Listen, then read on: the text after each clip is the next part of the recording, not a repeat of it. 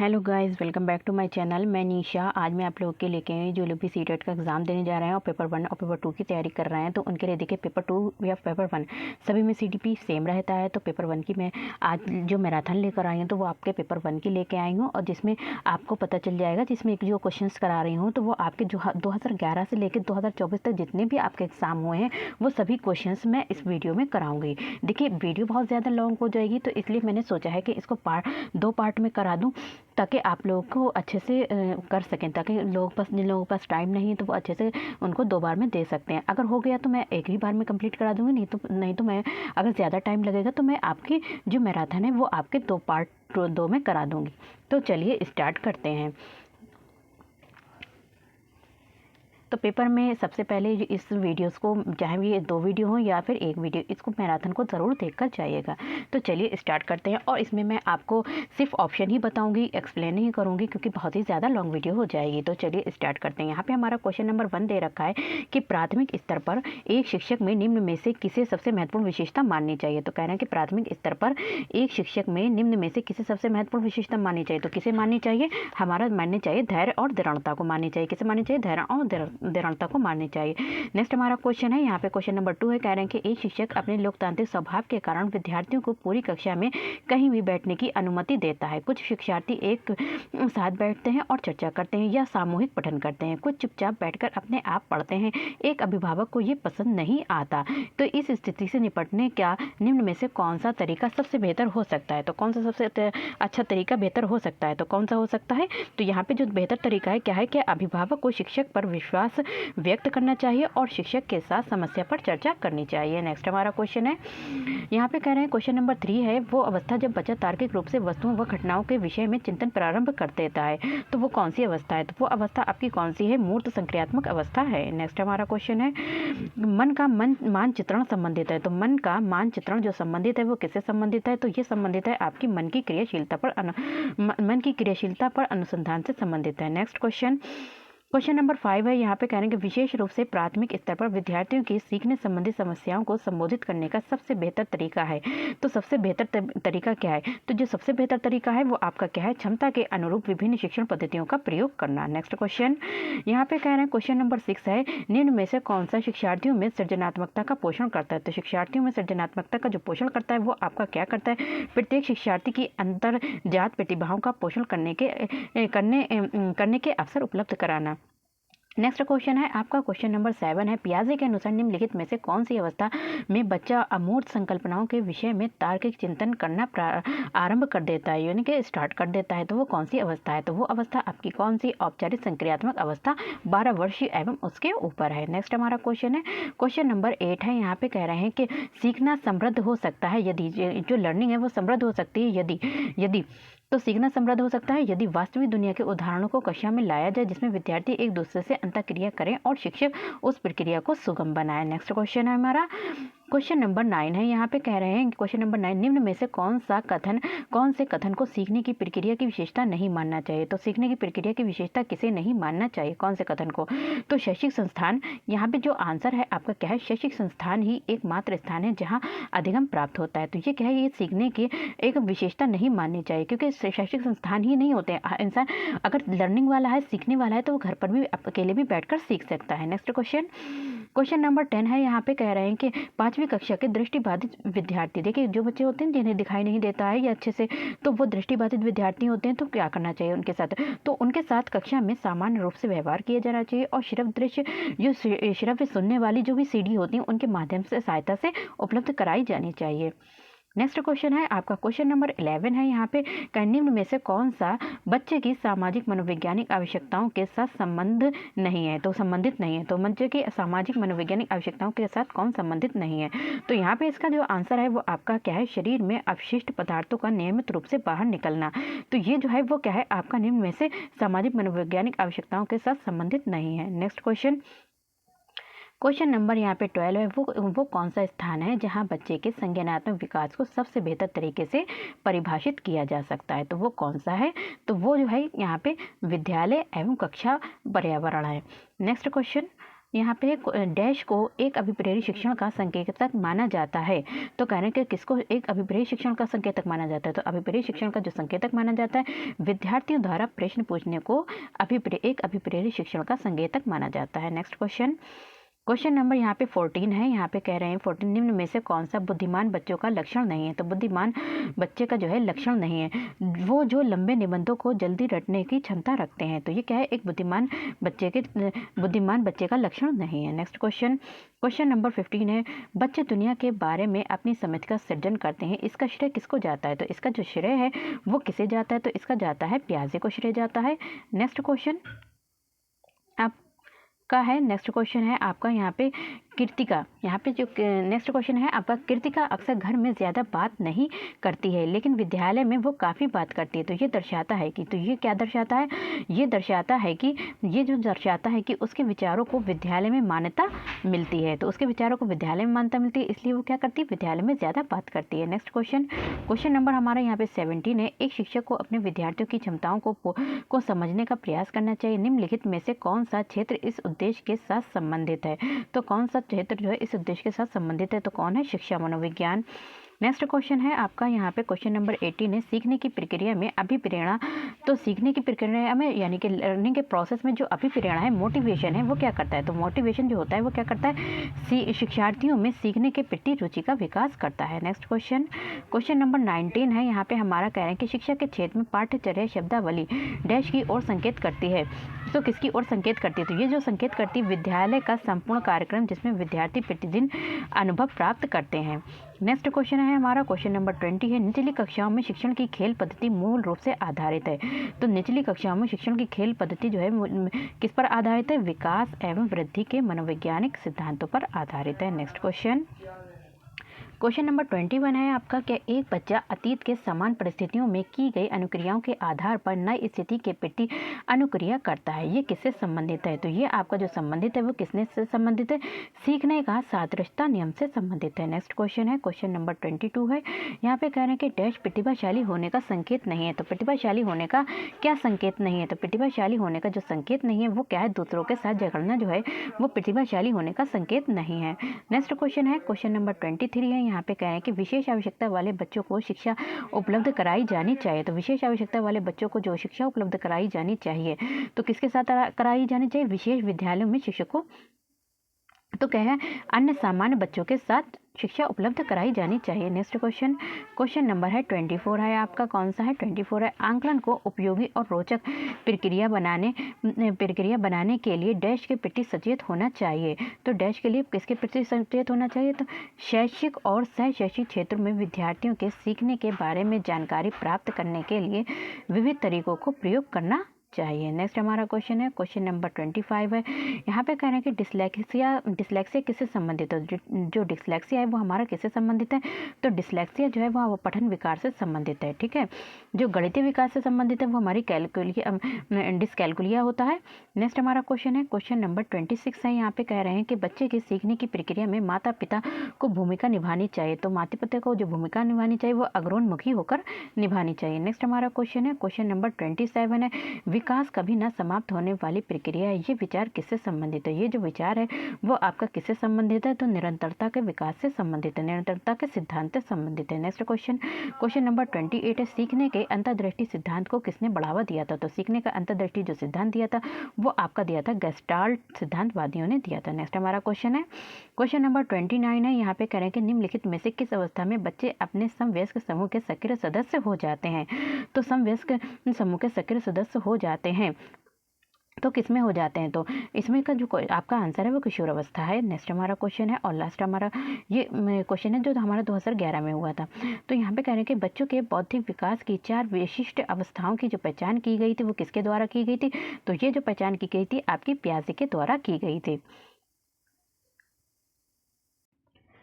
Next हमारा question है, question number, ये जो हमारा पेपर हुआ था वो 29 जनवरी 2012 को हुआ था, तो इसके आज क्वेश्चंस करते हैं। तो चलिए, तो अब इसके क्वेश्चंस करते हैं। तो यहाँ पे कह रहे हैं कि जब बच्चा फेल होता है तो इसका तात्पर्य क्या है। तो जब बच्चा फेल होता है तो इसका जो तात्पर्य है वो क्या है कि व्यवस्था फेल हुई है। नेक्स्ट हमारा क्वेश्चन है, क्वेश्चन नंबर 2 है, यहाँ पे कह रहे हैं कि शिक्षण से अधिगम पर बल देने वाला परिवर्तन हो सकता है। तो शिक्षण से अधिगम पर बल देने वाला जो चेंज परिवर्तन हो सकता है वो कैसा हो सकता है। तो कैसा हो सकता है, बाल केंद्रीय शिक्षा पद्धति अपनाकर हो सकता है। नेक्स्ट क्वेश्चन है आपका, यहाँ पे कह रहे हैं कि क्वेश्चन नंबर 3 है, बीजों का अंकुरण संकल्पना की शिक्षण की सबसे प्रभावी पद्धति है। तो सबसे प्रभावी पद्धति क्या है। तो इसमें क्या है कि विद्यार्थियों द्वारा पौधों के बीज बोना और उसके अंकुरण के चरणों का अवलोकन करना। नेक्स्ट क्वेश्चन है, क्वेश्चन नंबर 4 है, यहाँ पे कह रहे हैं कि समावेशी शिक्षा जो इंक्लूसिव एजुकेशन होती है। तो समावेशी शिक्षा क्या है, कक्षा में विविधता का उत्सव मनाती है। नेक्स्ट क्वेश्चन है आपका, यहाँ पे कह रहे हैं क्वेश्चन नंबर 5 है, किस प्रकार के प्रश्नों को वस्तुनिष्ठ प्रश्नों की श्रेणी में रखा जाता है। तो वस्तुनिष्ठ प्रश्नों की श्रेणी में किसे रखा जाता है। तो ये जो क्वेश्चन होते हैं वो आपके क्या होते हैं, सत्य और असत्य टाइप के जो क्वेश्चन होते हैं उन्हें किस में रखा जाता है, वस्तुनिष्ठ प्रश्नों की श्रेणी में रखा जाता है। नेक्स्ट क्वेश्चन है, क्वेश्चन नंबर आपका 6 है, यहाँ पे निम्नलिखित में से कौन सी प्रगतिशील शिक्षा की विशेषता है। तो प्रगतिशील शिक्षा की जो विशेषता है वो क्या है, इसमें क्या होता है कि समय सारणी और बैठने की व्यवस्था में क्या होता है, लचीलापन होता है। नेक्स्ट क्वेश्चन है आपका, क्वेश्चन नंबर 7 है कि एक शिक्षक प्रश्न पत्र बनाने के बाद ये जांच करता है कि क्या प्रश्न परीक्षण के विशिष्ट उद्देश्यों की परीक्षा ले रहे हैं। वो मुख्य रूप से प्रश्न पत्र की के डैश बारे में चिंतित है। तो वो किसके बारे में चिंतित है, तो वो जो चिंतित है वो किसके बारे में, संपूर्ण विषय वस्तु को शामिल करने के बारे में एक शिक्षक क्या है, चिंतित है। नेक्स्ट क्वेश्चन है, यहाँ पे क्वेश्चन नंबर 8 है, कह रहे हैं विवेचनात्मक शिक्षा शास्त्र का ये दृढ़ विश्वास है कि, जो विवेचनात्मक शिक्षा शास्त्र का ये दृढ़ विश्वास है कि शिक्षार्थियों के अनुभव और प्रत्यक्ष महत्वपूर्ण होते हैं। नेक्स्ट क्वेश्चन, क्वेश्चन नंबर 9 है, यहाँ पे कह रहे हैं विद्यालय आधारित आंकलन मुख्य रूप से किस सिद्धांत पर आधारित होता है। तो विद्यालय आधारित जो आंकलन होता है वो किस पर आधारित होता है, बाहरी परीक्षकों की अपेक्षा शिक्षक अपने शिक्षार्थियों की क्षमताओं को बेहतर जानते हैं। नेक्स्ट क्वेश्चन है हमारा, क्वेश्चन नंबर 10 है, यहाँ पे कह रहे हैं कि शिक्षार्थी व्यक्तिगत विभिन्नता प्रदर्शित करते हैं, अतः शिक्षक को, तो शिक्षार्थी क्या करते हैं, व्यक्तिगत विभिन्नता को प्रदर्शित करते हैं। तो यहाँ पे टीचर को क्या करना चाहिए, तो एक शिक्षक को यहाँ पे करना चाहिए कि सीखने के विविध अनुभवों को उपलब्ध कराना चाहिए। नेक्स्ट क्वेश्चन है आपका, क्वेश्चन नंबर 11 है, यहाँ पे निम्नलिखित में से कौन सा विकास का सिद्धांत है। तो विकास का सिद्धांत है, तो सभी के विकास की दर समान नहीं होती। तो ये क्या है, विकास का सिद्धांत है। नेक्स्ट हमारा क्वेश्चन है, क्वेश्चन नंबर 12 है, यहाँ पे कह रहे हैं मानव विकास को क्षेत्रों में विभाजित किया जाता है। जो मानव ह्यूमन डेवलपमेंट होता है उनको किन किन क्षेत्रों में विभाजित किया जाता है जो हैं, तो वो क्या क्या है, तो वो आपके क्या है, आपके क्या है, शारीरिक, संज्ञानात्मक, संवेगात्मक और सामाजिक विकास है। नेक्स्ट हमारा क्वेश्चन है, क्वेश्चन नंबर 13 है, यहाँ पे कह रहे हैं कि एक शिक्षिका पाठ्य वस्तु और फल सब्जियों के कुछ चित्रों का प्रयोग करती है और अपने विद्यार्थियों से चर्चा करती है। विद्यार्थी इस जानकारी को अपने पूर्व ज्ञान से जोड़ते हैं और पोषण की संकल्पना को सीखते हैं। ये उपागम डैश पर आधारित है। तो ये जो उपागम है वो किस पर आधारित है, तो ज्ञान के निर्माण पर आधारित है। किस पर, ज्ञान के निर्माण पर आधारित है। नेक्स्ट क्वेश्चन है आपका, यहाँ पे 14 है, जब बच्चे की दादी उसे उसकी माँ की गोद से ले लेती तो बच्चा क्या होता है, रोने लगता है। तो बच्चा डैश के कारण रोता है। तो बच्चा जो होता है वो किसके कारण रोता है, यहाँ पे जो बच्चा रो रहा है वो किसके कारण रो रहा है, यहाँ पे संवेगात्मक दुश्चिंता के कारण रो रहा है। नेक्स्ट हमारा क्वेश्चन है, यहाँ पे क्वेश्चन नंबर आपके 14 हो गए हैं। फिर आता है क्वेश्चन नंबर आपका 15 है, यहाँ पे कह रहे हैं कि शिक्षा के संदर्भ में सामाजिकरण से क्या तात्पर्य है। तो शिक्षा के संदर्भ में सामाजिकरण से क्या तात्पर्य है, तो क्या तात्पर्य है आपका, सामाजिक वातावरण में अनुकूल और समायोजन। नेक्स्ट हमारा क्वेश्चन है, क्वेश्चन नंबर 16 है, यहाँ पे कह रहे हैं कि राज्य स्तर की एक एकल गायन प्रतियोगिता के लिए विद्यार्थियों को तैयार करते समय एक विद्यालय लड़कियों को वरीयता देता है, ये दर्शाता है। तो विद्यालय जो है किसे दे रहा है, गर्ल्स को वरीयता दे रहा है। तो ये क्या दर्शा रहा है, यहाँ पे ये जो दर्शाता है वो क्या दर्शाता है, लैंगिक पूर्वाग्रह को दर्शाता है। नेक्स्ट हमारा क्वेश्चन है, क्वेश्चन नंबर 17 है, यहाँ पे कह रहे हैं वाइगोत्स्की बच्चों के सीखने में निम्नलिखित में से किस कारक की महत्वपूर्ण भूमिका पर बल देते हैं? तो वाइगोत्स्की किस पर बल देते हैं? सामाजिक सांस्कृतिक सिद्धांत पर बल देते हैं। तो किस पर देते हैं? आपका सामाजिक पर बल देते हैं। नेक्स्ट हमारा क्वेश्चन है, क्वेश्चन नंबर 18 है, एक शिक्षिका अपने शिक्षार्थियों की विभिन्न अधिगम शैलियों को संतुष्ट करने के लिए वैधपूर्ण कार्यों का उपयोग करती है, वो डैश से प्रभावित है। तो वो किससे प्रभावित है? तो वो किससे प्रभावित है? तो वो जो है गार्डनर के बहुबुद्धि सिद्धांत से प्रभावित है। नेक्स्ट क्वेश्चन आपका यहाँ पे है, क्वेश्चन नंबर 19 है, एक शिक्षिका अपने आप में कभी भी प्रश्नों के उत्तर नहीं देती, वो अपने शिक्षार्थियों को वो क्या करती है? अपने विद्यार्थियों को उत्तर देने के लिए समूह चर्चाओं और सहयोगात्मक अधिगम अपनाने के लिए प्रोत्साहित करती है। तो ये उपागम डैश के सिद्धांतों पर आधारित है। ये जो उपागम है वो किस पर आधारित है? ये जो उपागम है वो आधारित है सक्रिय भागीदारिता पर आधारित है। किस पर है? सक्रिय भागीदारिता पर आधारित है। सॉरी। नेक्स्ट क्वेश्चन नंबर 20 है, यहाँ पे निम्नलिखित में से कौन सा शिक्षक से संबंधित अधिगम को प्रभावित करने वाला कारक है? तो कौन सा कारक है? तो इसमें जो कारक है विषय वस्तु में प्रवीणता। एक शिक्षक को क्या होना चाहिए? अपने सब्जेक्ट में प्रवीण होना चाहिए। नेक्स्ट हमारा क्वेश्चन है, क्वेश्चन नंबर 21 है, कोलबर्ग के अनुसार शिक्षक बच्चों में नैतिक मूल्यों का विकास कर सकता है।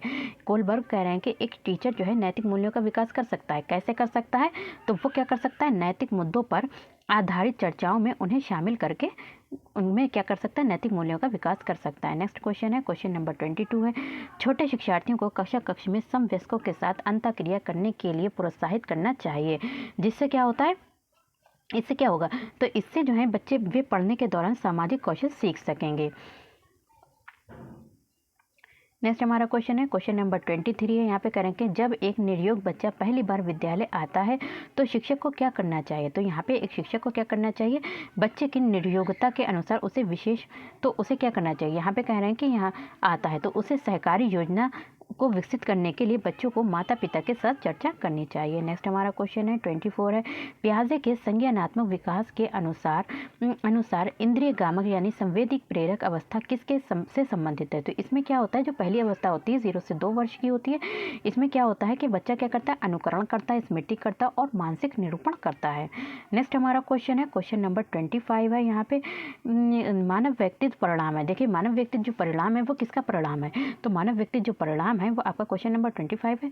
तो जो परिणाम है आनुवांशिकता और वातावरण की अंतःक्रिया का परिणाम है। नेक्स्ट क्वेश्चन है आपका 26 है, शिक्षण अधिगम प्रक्रिया में व्यक्तिगत रूप से ध्यान देना महत्वपूर्ण है, क्योंकि शिक्षण अधिगम प्रक्रिया में जो भी टीचिंग लर्निंग प्रोसेस है उसमें बच्चों पर हम क्या करेंगे? उनको पर्सनली तरीके से सभी बच्चों पर ध्यान देंगे। क्यों ये महत्वपूर्ण है? क्यों महत्वपूर्ण है? तो ये जो महत्वपूर्ण है वो आपका क्या है? बच्चों की विकास की दर भिन्न भिन्न होती है, इसलिए वे अलग अलग तरीकों से ही सीख सकते हैं।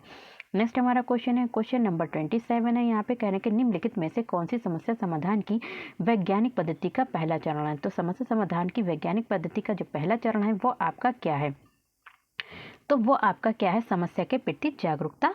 ये क्या है? समस्या समाधान की वैज्ञानिक पद्धति का पहला चरण है। नेक्स्ट क्वेश्चन 28 है, यहाँ पे क्वेश्चन नंबर निम्नलिखित में से कौन सा सीखने का क्षेत्र है? तो सीखने का क्षेत्र कौन सा है? जो भावात्मक है वो क्या है? आपका सीखने का क्षेत्र है। नेक्स्ट क्वेश्चन है आपका यहाँ पे क्वेश्चन नंबर 29 है, जब बच्चा कार्य करते हुए ऊबने लगता है तो ये इस बात का संकेत है कि क्या है संकेत? तो ये क्या है? संभवतः कार्य जो हो रहा है वो क्या हो रहा है? बार बार हो रहा है। नेक्स्ट हमारा क्वेश्चन है, क्वेश्चन नंबर है 30 है कि प्रायः शिक्षार्थियों की त्रुटियां, देखिए हमेशा जो बच्चे जो गलतियां करते हैं, त्रुटियां करते हैं, वो डैश की ओर किसकी ओर संकेत करती हैं? तो ये जो संकेत करती हैं वो किसकी ओर? कि वे कैसे सीखते हैं। तो ये किसकी ओर संकेत करती हैं? कि वे कैसे सीखते हैं। फिर आता है जो हमारा एग्जाम हुआ था 18 नवंबर 2012 को हुआ था। तो चलिए इसके क्वेश्चंस भी करते हैं। तो यहाँ पे क्वेश्चन नंबर दे रखा है 1 कि बच्चों द्वारा की जाने वाली त्रुटियों के संबंध में निम्नलिखित में से कौन सा कथन सत्य है? तो कौन सा कथन सत्य है? यहाँ पे जो कथन सत्य है कि यदि एक शिक्षक कक्ष में सभी बच्चों की त्रुटियों को सुधारने योग्य नहीं है तो ये संकेत करता है कि शिक्षक की शिक्षा व्यवस्था क्या है? असफल है। नेक्स्ट हमारा क्वेश्चन है, क्वेश्चन नंबर है 2, नर्सरी कक्षा में शुरुआत करने के लिए कौन सी विषय वस्तु सबसे अच्छी है? तो कौन सी विषय विषय वस्तु सबसे अच्छी है? देखिए मेरा विद्यालय, सॉरी यहाँ पे जो है हमारा क्या है, कौन सी विषय वस्तु अच्छी है? मेरा परिवार, ठीक है। क्योंकि बच्चे जो होते हैं वो क्या होते हैं, परिवार से अपने, जो नर्सरी कक्षा में बच्चे होते हैं तो वो क्या होते हैं, अपने परिवार से ही को ही समझते हैं, क्योंकि वो ज़्यादा बाहर तो नहीं जाते हैं, तो वो अपने परिवार से ज़्यादा परिचित होते हैं, इसलिए उनकी अगर शुरुआत करनी चाहिए तो मेरा परिवार से करनी चाहिए। नेक्स्ट हमारा क्वेश्चन है, क्वेश्चन नंबर है यहाँ पे 3 है। कह रहे हैं प्राथमिक कक्षा में सकारात्मक वातावरण निर्मित करने के लिए एक शिक्षक को एक पॉजिटिव यानी कि सकारात्मक वातावरण निर्मित करने के लिए एक टीचर को क्या करना चाहिए? तो यहाँ पे एक टीचर को क्या करना चाहिए? विभेद नहीं करना चाहिए बच्चों में क्या करना चाहिए? विभेद नहीं करना चाहिए, और प्रत्येक बच्चे के लिए समान लक्ष्य सुनिश्चित करने चाहिए। नेक्स्ट क्वेश्चन है, क्वेश्चन नंबर है 4। यहाँ पे कह रहे हैं कि एक बच्चा जो डैश से ग्रस्त है वो सा को वॉस पढ़ता है, न्यूक्लियर को अनक्लियर में अंतर नहीं कर सकता है, तो वो किससे संबंधित है? तो वो बच्चा जो है वो किससे संबंधित है? तो वो बच्चा किससे है? डिसलेक्सिया से संबंधित है। नेक्स्ट हमारा क्वेश्चन है, क्वेश्चन नंबर 5 है। यहाँ पे क्वेश्चन नंबर कौन सा है? 5 है। निम्नलिखित में से कौन सी विशेषता समस्या समाधान उपागम का विशेष चिन्ह है? तो विशेषता जो है समस्या समाधान उपागम का क्या है? विशेष चिन्ह है। तो कौन है यहाँ पे जो विशेष चिन्ह है वो क्या है? समस्या कथन में संकेत अंतर्निहित रूप से दिया होता है। नेक्स्ट क्वेश्चन है, क्वेश्चन नंबर 6 है। यहाँ पे कह रहे हैं कि प्रतिभाशाली विद्यार्थी, जो प्रतिभाशाली विद्यार्थी होते हैं वो क्या होते हैं? तो प्रतिभाशाली विद्यार्थी अपने निर्णयों में आत्मनिर्भर होते हैं। नेक्स्ट हमारा क्वेश्चन है, क्वेश्चन नंबर 7 है। यहाँ पे चिंतन की सूचना प्रकरण सिद्धांत में निम्नलिखित चरण आते हैं, तो कौन कौन से आपके चरण आते हैं? तो इसमें जो चरण आते हैं वो आपके कौन कौन से आते हैं? देखिए क्वेश्चन नंबर आपका क्या हो गया? प्रतिभाशाली विद्यार्थी क्या होते हैं? अपने निर्णयों में आत्मनिर्भर होते हैं, तो इसका आंसर जो होगा आपका डी होगा। और 7 का क्या है आपका? क्वेश्चन नंबर 7 है। यहाँ पे कह रहे हैं चिंतन के सूचना प्रकरण सिद्धांत में निम्नलिखित चरण आते हैं, तो कौन कौन से चरण आते हैं? तो इनको देखते हैं। तो इसमें जो चरण आते हैं वो कौन कौन से आते हैं? घा, गा, खा, का। तो सबसे पहले 1 नंबर पे आएगा आपका क्या आएगा? घा। जो घा है सबसे पहले 1 नंबर पे आ जाएगा। फिर गा जो है वो आपका दूसरे पे आ जाएगा। सबसे पहले क्या होगा? पूर्व प्रक्रमण होगा, फिर आपका श्रेणीकरण होएगा, फिर आपका खा आ जाएगा तीसरे नंबर पे, और आपका चौथा आ जाएगा प्रतिक्रिया क्रियान्वयन हो जाएगा। नेक्स्ट हमारा क्वेश्चन है, क्वेश्चन नंबर 8 है। सीखने संबंधी कह रहे हैं कि सीखने संबंधी निर्योग्यता सामान्यता, तो सीखने संबंधी निर्योग्यता जो होती है सामान्यता उन बच्चों में पाई जाती है जो विशेषता जिनके पैतृक अभिभावक इस प्रकार की समस्या से ग्रसित होते हैं। नेक्स्ट क्वेश्चन, क्वेश्चन नंबर 9 है। यहाँ पे कह रहे हैं कि मोनिका जो गणित की शिक्षिका है राधिका से एक प्रश्न पूछती है। राधिका से कोई उत्तर न मिलने पर वो तुरंत मोहन से दूसरा प्रश्न पूछती है। जब उसे महसूस होता है कि मोहन उत्तर बताने में संघर्ष कर रहा है तो वो अपने प्रश्न के शब्दों को बदलती है। मोनिका ये जो प्रवृत्ति प्रदर्शित करती है वो क्या है? तो यहाँ पे क्वेश्चन नंबर आपका कौन सा है? 9 है। तो ये जो कर रही है कि मोहन का पक्ष लेकर लिंग भूमिकाओं में रूढ़िबद्धता को बढ़ावा दे रही है। नेक्स्ट हमारा क्वेश्चन है, क्वेश्चन नंबर है यहाँ पे 10 है। यहाँ पे क्वेश्चन नंबर कौन सा? 10। सीखने के लिए आंकलन निम्नलिखित का ध्यान रखता है सिवाय, तो सीखने के लिए आंकलन जो है निम्नलिखित में से ध्यान रखता है सिवाय किसको छोड़कर रखता है? तो इसमें जो है आंसर आपका कौन सा होगा? विद्यार्थी की आवश्यकताओं को छोड़कर बाकी सभी जो है वो सीखने के आंकलन को ध्यान में रखते हैं। नेक्स्ट क्वेश्चन है आपका क्वेश्चन नंबर 11 है। यहाँ पे कह रहे हैं कि एक समान जुड़वा भाइयों में से एक को सामाजिक आर्थिक रूप से धनवान परिवार गोद ले लेता है और दूसरा जो है एक निर्धन परिवार गोद ले लेता है। तो 1 वर्ष बाद उनकी बुद्धि लब्धांक के बारे में निम्नलिखित में से क्या अवलोकित होने की सर्वाधिक संभावना होती है? तो क्या होती है कि सामाजिक आर्थिक कह रहे हैं कि अमीरी गरीबी कह रहे हैं यहाँ पे कोई भी बुद्धि लब्धांक को उसको प्रभावित नहीं करते, तो सामाजिक आर्थिक स्तर बुद्धि लब्धांक को प्रभावित नहीं करता है। नेक्स्ट हमारा क्वेश्चन है, क्वेश्चन नंबर 12 है। यहाँ पे कह रहे हैं निम्नलिखित में से कौन सा सूक्ष्म गतिक कौशल का उदाहरण है? तो सूक्ष्म गतिक कौशल का उदाहरण क्या है? आपका जो लिखना है वो सूक्ष्म गतिक कौशल का उदाहरण है, बाकी ये जो है स्थूल गतिक कौशल के उदाहरण है। नेक्स्ट हमारा क्वेश्चन है, क्वेश्चन नंबर 13 है। वाइगोत्स्की का सिद्धांत का निहितार्थ है। वाइगोत्स्की के सिद्धांत का जो है निहितार्थ क्या है? तो इनका जो निहितार्थ है क्या है? सहयोगात्मक समस्या समाधान। ये कहते हैं कि बच्चे जो होते हैं सहयोगात्मक यानी कि कोऑपरेट करके समस्या का समाधान कर सकते हैं। नेक्स्ट क्वेश्चन है आपका यहाँ पे क्वेश्चन नंबर 14 है। किशोर डैश का अनुभव कर सकते हैं। किशोर जो है वो किसका अनुभव कर सकते हैं? तो ये जो क्या कर सकते हैं, जो किशोर दुश्चिंता और स्वयं से सरोकार का अनुभव कर सकते हैं। नेक्स्ट क्वेश्चन है आपका यहाँ पे 15 है, शारीरिक रूप से सक्षम बच्चों को सामान्यता डैश होता है। तो शारीरिक रूप से सक्षम बच्चों को सामान्यता क्या होता है, तो उनको जो होता है वो क्या होता है, आपका डिस्ग्राफिया होता है। क्या होता है, जो शरीर में उनमें अगर कोई भी शारीरिक रूप से सक्षम नहीं है बच्चे, तो उनमें क्या पाया जाएगा, डिस्ग्राफिया पाया जाएगा। नेक्स्ट हमारा क्वेश्चन है, क्वेश्चन नंबर 16 है, आंशिक पुनर्बलन। कह रहे हैं कि यहाँ पे जो आंशिक पुनर्बलन होता है, तो यहाँ पे जो आंशिक पुनर्बलन क्या होता है, सतत पुनर्बलन की अपेक्षा अधिक प्रभावी होता है। नेक्स्ट क्वेश्चन है आपका यहाँ पे क्वेश्चन नंबर 17 है, एक सशक्त विद्यालय अपने शिक्षकों में निम्नलिखित योग्यताओं में से किसे सर्वाधिक बढ़ावा देगा। तो वो किसे बढ़ावा देगा, तो किसे देगा, प्रतिस्पर्धात्मक अभिवृत्ति को देगा। किसे देगा, प्रतिस्पर्धात्मक अभिवृत्ति को देगा बढ़ावा। नेक्स्ट क्वेश्चन है, क्वेश्चन नंबर 18 है, निम्नलिखित में से अंतः विषय अनुदेशन का सर्वोत्कृष्ट लाभ ये है कि, तो क्या है सर्वोत्कृष्ट जो लाभ है वो क्या है, तो ये क्या है, विद्यार्थियों को सीखे गए ज्ञान में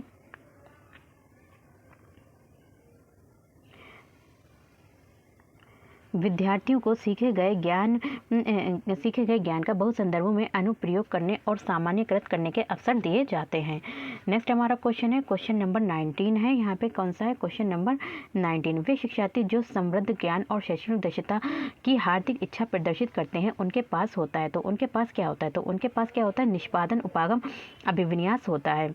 नेक्स्ट क्वेश्चन है आपका क्वेश्चन नंबर 20 है, यहाँ पे कह रहे हैं कि शिक्षक डैश के अलावा निम्नलिखित सभी को करते हुए समस्या समाधान को विद्यार्थी के लिए मज़ेदार बना सकता है।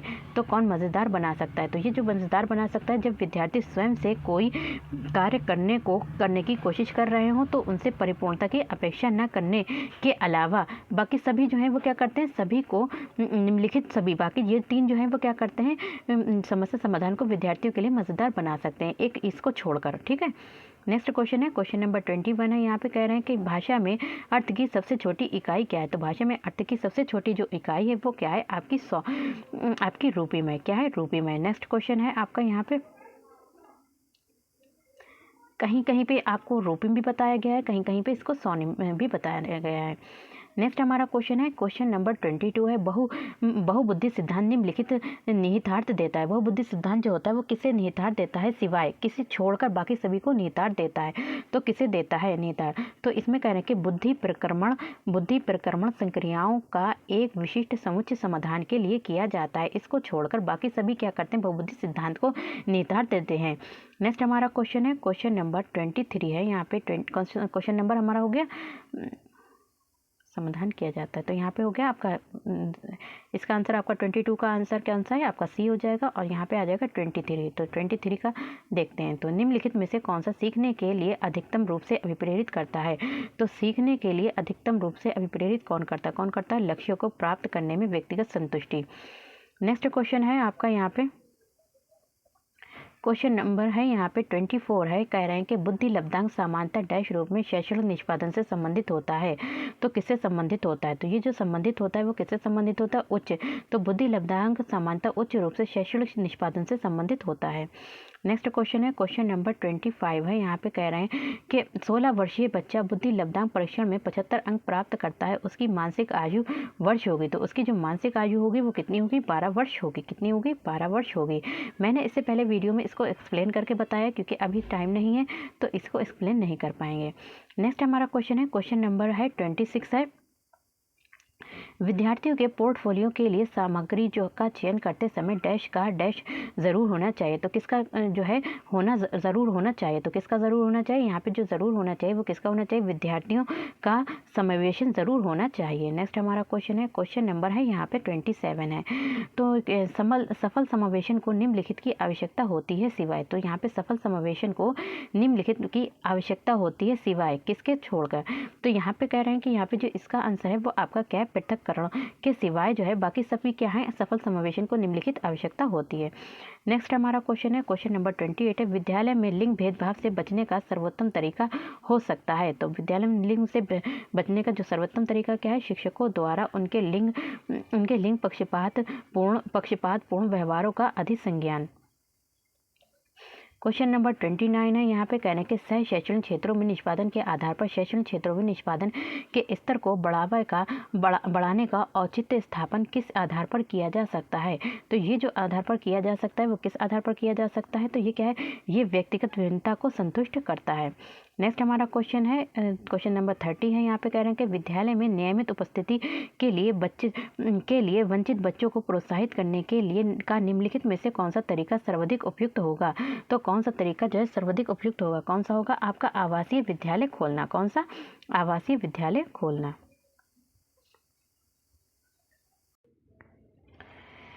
ये जो हमारा एग्जाम हुआ था वो आपका हुआ था, एग्जाम जो हुआ था 28 जुलाई 2013 को एग्जाम हुआ था। तो इसके क्वेश्चंस करते हैं। तो यहाँ पे हमारा क्वेश्चन दे रखा है कि निम्नलिखित में से कौन सी संज्ञानात्मक क्रिया दी गई सूचना के विश्लेषण के लिए प्रयोग में लाई जाती है। तो कौन सी क्रिया लाई जाती है, तो वर्गीकृत करना। कौन सी लाई जाती है, वर्गीकृत करना लाई जाती है। नेक्स्ट हमारा क्वेश्चन है, यहाँ पे क्वेश्चन नंबर है यहाँ पे आपका ट्रू। राजेश अति लोलुप पाठक है। वो अपने कोर्स की पुस्तकें पढ़ने के अतिरिक्त प्रायः पाठ्य पुस्तकालय जाता है और भिन्न प्रकरणों पर पुस्तकें पढ़ता है। इतना ही नहीं, राजेश भोजन अवकाश में अपने परियोजना कार्य करता है। उसे परीक्षाओं के लिए पढ़ने के लिए अपने शिक्षकों अथवा अभिभावकों द्वारा कभी भी कहने की ज़रूरत नहीं होती है और वो वास्तव में सीखने का आनंद लेता नजर आता है। तो उसे डैश के रूप में सर्वाधिक बेहतर रूप से वर्णित किया जा सकता है। तो किसके रूप में वर्णित किया जा सकता है, उसे, तो उसे किया जा सकता है वो क्या है, आंतरिक इंटरनल रूप से क्या है, अभिप्रेरित है। इसलिए वो पेरेंट्स को या फिर टीचर्स को उससे कहने की जरूरत नहीं पड़ती, वो खुद ही पढ़ता रहता है। नेक्स्ट हमारा क्वेश्चन है, क्वेश्चन नंबर है यहाँ पे 3 है। यदि पूर्व प्राथमिक स्तर पर बच्चों पर खोज करने की अनुमति दे दी जाए तो वे संतुष्ट हो जाते हैं। जब उन्हें हतोत्साहित किया जाता है, मना किया जाए तो वे व्यवस्थित हो जाते हैं। तो वे ऐसा डैश की उनकी अभिप्रेरणा का कारण करते हैं। तो ये वो किसके कारण करते हैं, तो ये जो करते हैं वो किसके कारण करते हैं, अपनी उपेक्षा को कम करने के कारण करते हैं। तो अपनी उपेक्षा को क्या करते हैं, कम करने के कारण करते हैं। नेक्स्ट क्वेश्चन है आपका 4 है, मानव बुद्धि एवं विकास। जो भी क्या है, मानव की, ह्यूमन की जो भी बुद्धि है, इंटेलिजेंस है और जो भी डेवलपमेंट है, उसकी समझ शिक्षक को डैश के योग्य बनाती है। उनकी समझ जो होती है, उनकी अंडरस्टैंडिंग जो होती है, वो शिक्षक को कैसे योग्य बनाती है। तो कैसे योग्य बनाती है, जो उनकी शिक्षक की समझ जो है योग्य बनाती है, विविध शिक्षार्थियों के शिक्षण के बारे में स्पष्टता को योग्य बनाती है। नेक्स्ट आपका क्वेश्चन है, क्वेश्चन नंबर 5, निम्नलिखित में से कौन सा सत्य है। इसका रैंक है निम्नलिखित में से कौन सा इसमें सत्य है। तो इसमें जो सत्य है वो आपका क्या है, खेलना संज्ञान और सामाजिक दक्षता के लिए सार्थक है। तो खेलना जो है वो क्या है, खेलना संज्ञान और सामाजिक दक्षता के लिए क्या है, सार्थक है। नेक्स्ट क्वेश्चन है, क्वेश्चन नंबर 6 है, बच्चे के विकास में आनुवंशिकता और वातावरण की भूमिका के बारे में निम्नलिखित में से कौन सा सत्य है। तो इसमें जो है वो आपका कौन सा सत्य है, तो समवयस्कों और पैतृक जीन्स का सापेक्ष योगदान योगात्मक नहीं होता है। नेक्स्ट आपका क्वेश्चन है, क्वेश्चन नंबर 7 है, सामाजिकरण है। तो जो कह रहे हैं कि जो सोशलाइजेशन है वो क्या है, तो सामाजिकरण है वो आपका क्या है, तो क्या समाज के मानदंडों के साथ अनुकूल है। तो क्या है, समाज के मानदंडों के साथ अनुकूलन है। नेक्स्ट हमारा क्वेश्चन है 8 है, एक पीटी खेल शिक्षक क्रिकेट खेल में अपने शिक्षार्थियों के क्षेत्र रक्षण को सुधारना चाहता है। निम्न में से कौन सी युक्ति शिक्षार्थियों को अपने लक्ष्य प्राप्त करने में सर्वाधिक सहायक है। तो कौन सी सहायक है, तो कौन सी सहायक है, शिक्षार्थियों को क्षेत्र रक्षण का अधिक अभ्यास करवाना। ये आंसर हो जाएगा आपका।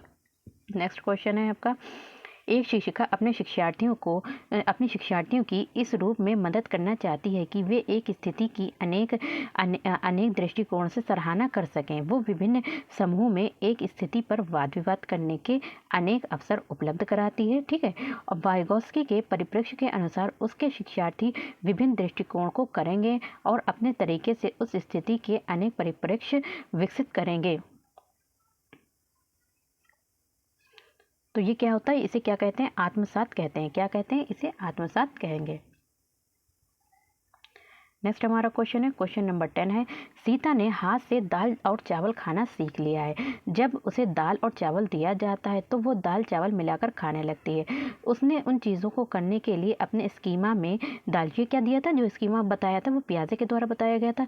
दाल और चावल खाने को डैश कर लिया है। तो क्या कर लिया, उसने जो है दाल चावल खाने को क्या कर लिया, अनुकूलित कर लिया है। क्या कर लिया है, अनुकूलित कर लिया है। नेक्स्ट क्वेश्चन है, क्वेश्चन नंबर 11 है, डैश के अतिरिक्त बुद्धि के निम्नलिखित पक्षों को स्टर्नबर्ग के तीर्थतंत्र सिद्धांत से संबोधित किया गया है। इसमें से एक रॉन्ग है, बाकी सब आपके 3 राइट हैं। तो हमें यहाँ पे रॉन्ग बताना है आपका कौन सा है। तो इसके अलावा अतिरिक्त तो वो कौन सा है आपका जो है सामाजिक। तो सामाजिक के अतिरिक्त क्या है, यहाँ पे कह रहे हैं कि सामाजिक के अतिरिक्त बुद्धि के निम्नलिखित, ये सभी क्या है बुद्धि के पक्ष हैं। बाकी ये तीनों क्या है आपके जो यहाँ पे ये तीनों क्या दे रखे हैं आपके बुद्धि के पक्ष तीर्थतंत्र सिद्धांत दे रखे हैं, किसने दिए थे आपके स्टर्नबर्ग द्वारा दिए गए थे। नेक्स्ट क्वेश्चन है क्वेश्चन नंबर 12 है, यहाँ पे कह रहे हैं हार्वर्ड गार्डनर का बहुबुद्धि सिद्धांत डैश पर बल देता है। तो ये किस पर देता है, हार्वर्ड गार्डनर का बहुबुद्धि सिद्धांत जो है वो किस पर बल देता है। ये जो बल देता है वो कहता देता है प्रत्येक व्यक्ति की विलक्षण योग्यताओं पर बल देता है। नेक्स्ट क्वेश्चन है क्वेश्चन नंबर 13 है, था फा छा ध्वनियाँ हैं। तो था फा छा जो ध्वनियाँ हैं वो क्या है। तो ये जो ध्वनियाँ हैं वो क्या कहलाती हैं, हमारी जो कहलाती हैं वो स्वनिम कहलाती हैं। क्या कहलाती हैं, स्वनिम कहलाती हैं। नेक्स्ट हमारा क्वेश्चन है क्वेश्चन नंबर 14 है, यहाँ पे कक्षा में जेंडर रूढ़िबद्धता से बचने के लिए एक शिक्षक को तो एक टीचर को क्या करना चाहिए जेंडर रूढ़िबद्धता से बचने के लिए। तो यहाँ पे क्या करना चाहिए, तो लड़के और लड़कियों को एक साथ अपारंपरिक भूमिकाओं में रखना चाहिए।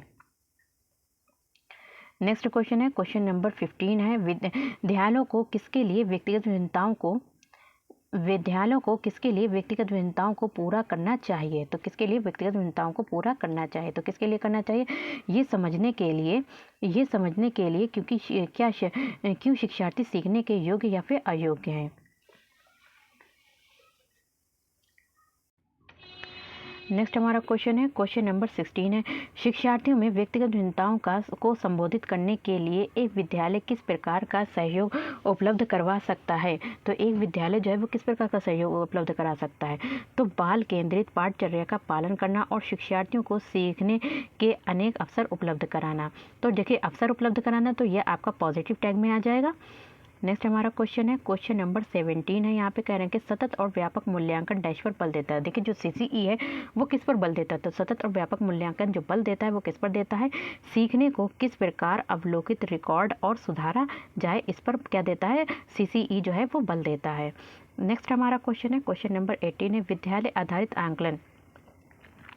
तो कह रहे हैं कि यहाँ पे विद्यालय आधारित आंकलन जो है वो कौन सा है, तो विद्यालय आधारित आंकलन जो होता है वो क्या होता है, परिचित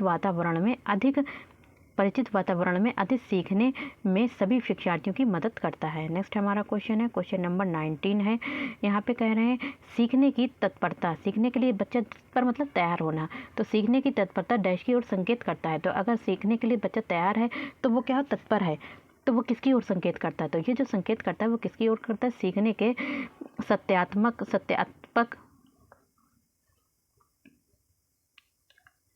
तो ये क्या करता है, सीखने के साथ त्याग में शिक्षार्थियों का वर्तमान संज्ञानात्मक स्तर।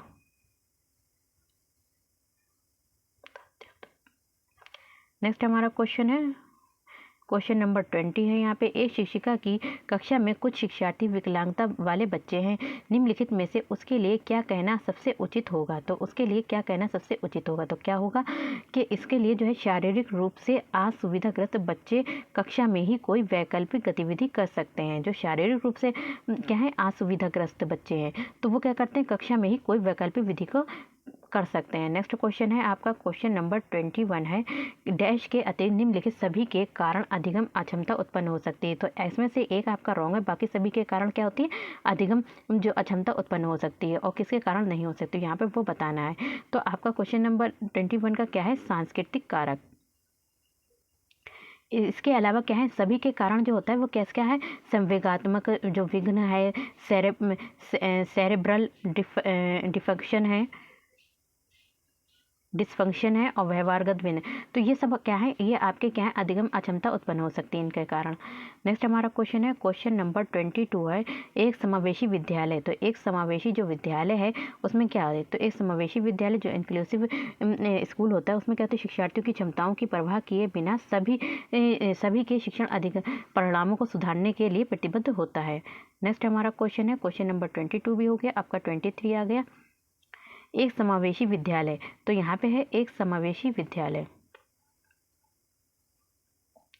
देखिए रुकिए, आपका क्वेश्चन नंबर था 22, यहाँ पे भी क्वेश्चन नंबर 22 हो गया, तो इसका जो आंसर था वो आपका सेकंड था। अब आता है यहाँ पे क्वेश्चन नंबर 23 रह गया है, ठीक है, आपका 24 है यहाँ पे। तो डैश के कारण प्रतिभाशीलता, तो कह रहे हैं कि डैश के कारण प्रतिभाशीलता होती है, तो प्रतिभाशीलता जो होती है वो किसके कारण होती है, तो ये जो होती है वो किसके कारण होती है, तो ये जो होती है आपका ए, बी और सी, आनुवंशिक, रचना और वातावरणीय अभिप्रेरणा के कारण होती है। नेक्स्ट हमारा क्वेश्चन है, क्वेश्चन नंबर है 25 है, बच्चों में सीखने और सुनने के लिए अधिगम योग्य वातावरण के लिए निम्नलिखित में से कौन सा उपयुक्त है, तो इसमें जो उपयुक्त है वो आपका कौन सा है, तो क्वेश्चन आंसर है क्या है आपका ए है, शिक्षार्थियों को कुछ ये छूट देना कि क्या सीखना है और कैसे सीखना है। नेक्स्ट क्वेश्चन है, क्वेश्चन नंबर 26 है, गति कौशलों में अधिगम निर्योग्यता डैश कहलाती है, तो गति कौशलों में अधिगम निर्योग्यता जो है वो क्या कहलाती है, तो ये जो कहलाती है वो आपकी कहलाती है डिस्प्रैक्सिया कहलाती है, क्या कहलाती है, डिस्प्रैक्सिया कहलाती है। नेक्स्ट क्वेश्चन है 27 है आपका, अधिगम निर्योग्यता, तो अधिगम निर्योग्यता जो होती है वो क्या कहलाती है, तो अधिगम निर्योग्यता क्या है, एक चर अवस्था है, तो अधिगम निर्योग्यता आपकी क्या है, एक चर अवस्था है। नेक्स्ट आपका क्वेश्चन है, क्वेश्चन नंबर 28 है, डैश के अतिरिक्त निम्नलिखित समस्या समाधान की प्रक्रिया के चरण है, तो डैश के अलावा कौन से जो है समस्या समाधान की प्रक्रिया के चरण है, तो कौन है, परिणामों की आशा करना, तो परिणामों की आशा करने के अतिरिक्त इसको छोड़कर बाकी सभी क्या है, बाकी सभी जो है वो समस्या समाधान की प्रक्रिया के चरण है, बाकी ये सभी क्या है, समस्या की पहचान करना, समस्या को छोटे छोटे हिस्सों में बांटना, संभावित युक्तियों को खोजना, ये सब क्या है, समस्या समाधान के चरण है। नेक्स्ट हमारा क्वेश्चन है, क्वेश्चन नंबर 29 है, एक शिक्षक को एक टीचर को क्या करना चाहिए, एक शिक्षक को यहाँ पे कह रहे हैं कि जब शिक्षार्थी विचारों को संप्रेषित करने की कोशिश कर रहे हो तो उन्हें ठीक नहीं करना चाहिए। देखिए बच्चा जब कोई भी अपने बच्चों विचारों को संप्रेषित कर रहा है, बोल रहा है, तो उस पर बच्चे को, शिक्षक को नहीं टोकना चाहिए।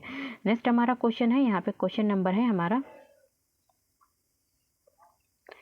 नेक्स्ट हमारा क्वेश्चन है, क्वेश्चन नंबर 30 है, यहाँ पे कह रहे हैं कि सीमा परीक्षा में ए ग्रेड प्राप्त करने के लिए अति इच्छुक है, जब वो परीक्षा भवन में दाखिल होती तथा परीक्षा प्रारंभ होती है वो अत्यधिक नर्वस हो जाती है, उसके पाँव ठंडे पड़ जाते हैं, उसके हृदय की धड़कन तेज हो जाती है और वो उचित तरीके से उत्तर नहीं दे पाती। इसका मुख्य कारण हो सकता है, तो इसका मुख्य कारण क्या हो सकता है, शायद वो क्या है कि वो जो है शायद वो अकस्मात संवेगात्मक आवेग का सामना नहीं कर सकी है।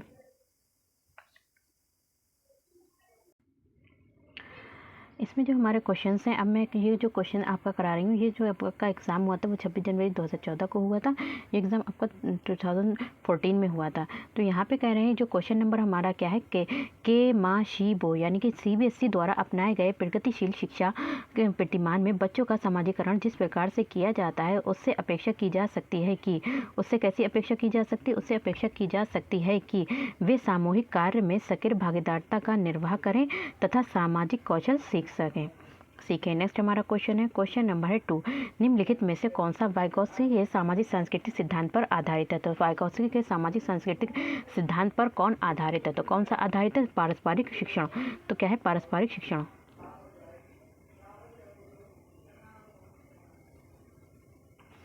नेक्स्ट हमारा क्वेश्चन है, क्वेश्चन नंबर 3 है, एक शिक्षिका अपनी कक्षा में कहती है सभी प्रकार के प्रदत्त कार्य जो भी असाइनमेंट्स का निर्माण इस प्रकार किया गया है कि प्रत्येक शिक्षा विद्यार्थी अधिक प्रभावशाली ढंग से सीख सके, अतः यहाँ पे कह रहे हैं कि सभी विद्यार्थी बिना किसी अन्य की सहायता से अपना कार्य पूर्ण करें, किसी की भी हेल्प नहीं लेंगे, बिना किसी सहायता से अपना कार्य को क्या करेंगे, पूर्ण करेंगे। तो वो कोलबर्ग के किस नैतिक विकास के चरण की ओर संकेत दे रहा है, तो ये जो चरण के संकेत दे रहा है वो किस ओर दे रहे हैं, तो औपचारिक चरण कानून और व्यवस्था की ओर संकेत दे रहा है। यहाँ पे मतलब टीचर कह रहे हैं, यहाँ पे कानून बता दिया है कि कोई किसी की मतलब हेल्प भी नहीं करेगा, अपना अपना कार्य खुद करेगा। तो यहाँ पे कह रहे हैं कि तो औपचारिक चरण 4 कानून और व्यवस्था को बता रहा है कोलबर्ग का सिद्धांत के। नेक्स्ट क्वेश्चन है, क्वेश्चन नंबर 4 है, 14 वर्षीय देविका अपने आप में पृथक स्व नियंत्रित व्यक्ति की भावना को विकसित करने का प्रयास कर रही है, वो विकसित कर रही है, तो वो जो विकसित कर रही है वो किसे विकसित कर रही है, तो वो विकसित कर रही है आपका स्वायत्तता को विकसित कर रही है, किसे कर रही है, स्वायत्तता को विकसित कर रही है। नेक्स्ट हमारा क्वेश्चन है, क्वेश्चन नंबर 5 है, यहाँ पे एक प्रगतिशील शिक्षा के संदर्भ में निम्नलिखित में से कौन सा कथन जॉन डीवी के अनुसार समुचित है, तो जॉन डीवी के अनुसार जो है प्रगतिशील शिक्षा के बारे में बताया गया जो कथन है वो आपका क्या है कि विद्यार्थियों को स्वयं ही सामाजिक समस्याओं को सुलझाने में सक्षम होना चाहिए, कि विद्यार्थी जो भी स्टूडेंट हैं उन्हें क्या करना चाहिए, जो भी उनकी समस्याएं होती हैं उनको सुलझाने में सक्षम होना चाहिए। नेक्स्ट हमारा क्वेश्चन है, क्वेश्चन नंबर 6 है, यहाँ पे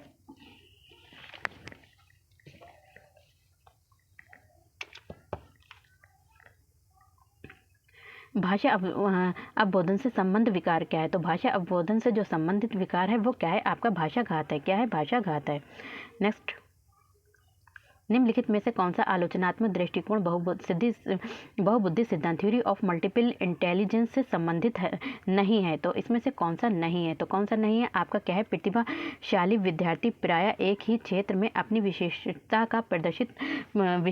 प्रदर्शित करते हैं। तो ये क्या है? क्या है? बहुबुद्धि सिद्धांत का से संबंधित नहीं है। नेक्स्ट हमारा क्वेश्चन है, क्वेश्चन नंबर 8 है। यहाँ पे कह रहे हैं कि बहुबुद्धि सिद्धांत को वैध नहीं माना जा सकता क्योंकि।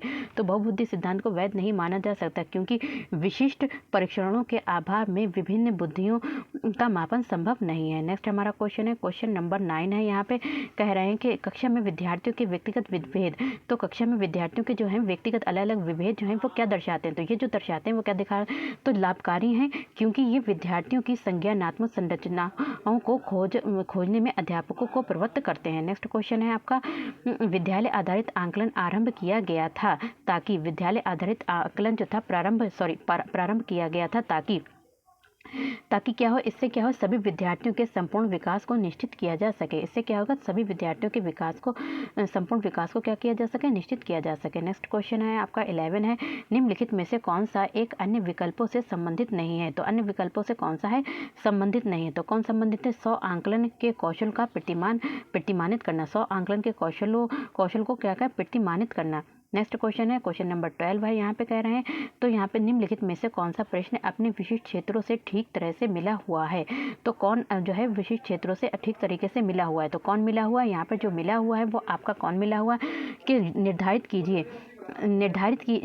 कीजिए कि दिए गए मापकों विश्लेषण में से कौन सा मापक आपको उत्तम परिणामों को पाने में सर्वाधिक प्रवृत्त कर सकता है। नेक्स्ट हमारा क्वेश्चन है 13 है, क्वेश्चन नंबर, निम्नलिखित में से कौन सी सर्वाधिक प्रभावशाली विधि हो सकती है जो आपकी इस अपेक्षा को पूरी कर सके कि वंचित विद्यार्थी अपने भागीदारिता द्वारा सफल हो सकें? तो क्या है कि आप उनकी सफलता हेतु उनकी क्षमता में विश्वास को अभिव्यक्त करें। नेक्स्ट हमारा क्वेश्चन है, क्वेश्चन नंबर 14 है, निम्नलिखित में से कौन सा विकासात्मक विकार का उदाहरण नहीं है? तो विकासात्मक विकास का उदाहरण नहीं है, तो कौन सा उदाहरण नहीं है? तो पर अभिघातज तनाव। तो ये क्या है? पर अभिघातज तनाव जो है वो क्या है? विकासात्मक विकार का उदाहरण नहीं है। नेक्स्ट क्वेश्चन है आपका क्वेश्चन नंबर 15 है, तो बहु शिक्षण शास्त्रीय तकनीक, वर्गीकृत अधिगम सामग्री, बहु आंकलन तकनीकें तथा परिवर्तनीय जटिलता एवं सामग्री का स्वरूप निम्नलिखित में से किससे संबंधित है? तो ये जो संबंधित है वो आपका किससे संबंधित है? विभेदित अनुदेशन से संबंधित है। विभेदित अनुदेशन से क्या है? संबंधित है। नेक्स्ट हमारा क्वेश्चन है, क्वेश्चन नंबर 16, निम्नलिखित में से प्रतिभाशाली अधिगमकर्ताओं के लिए क्या समुचित है? तो प्रतिभाशाली अधिगमकर्ताओं के लिए क्या समुचित है? तो क्या समुचित है? आपका जो है ऑप्शन क्या कौन सा हो जाएगा? सी हो जाएगा। अपनी उच्च स्तरीय संवेदनात्मकता के कारण वे भी निम्न श्रेणी पा सकते हैं। नेक्स्ट हमारा क्वेश्चन है, क्वेश्चन नंबर है 17, विद्यालयों में समावेशन मुख्यतः केंद्रित होता है। तो विद्यालयों में जो समावेशन है वो केंद्रित होता है। तो मुख्यतः जो होता है वो केंद्रित होता है। वो कहाँ केंद्रित होता है? तो ये जो केंद्रित होता है वो क्या होता है? विशिष्ट श्रेणी वाले बच्चों के लिए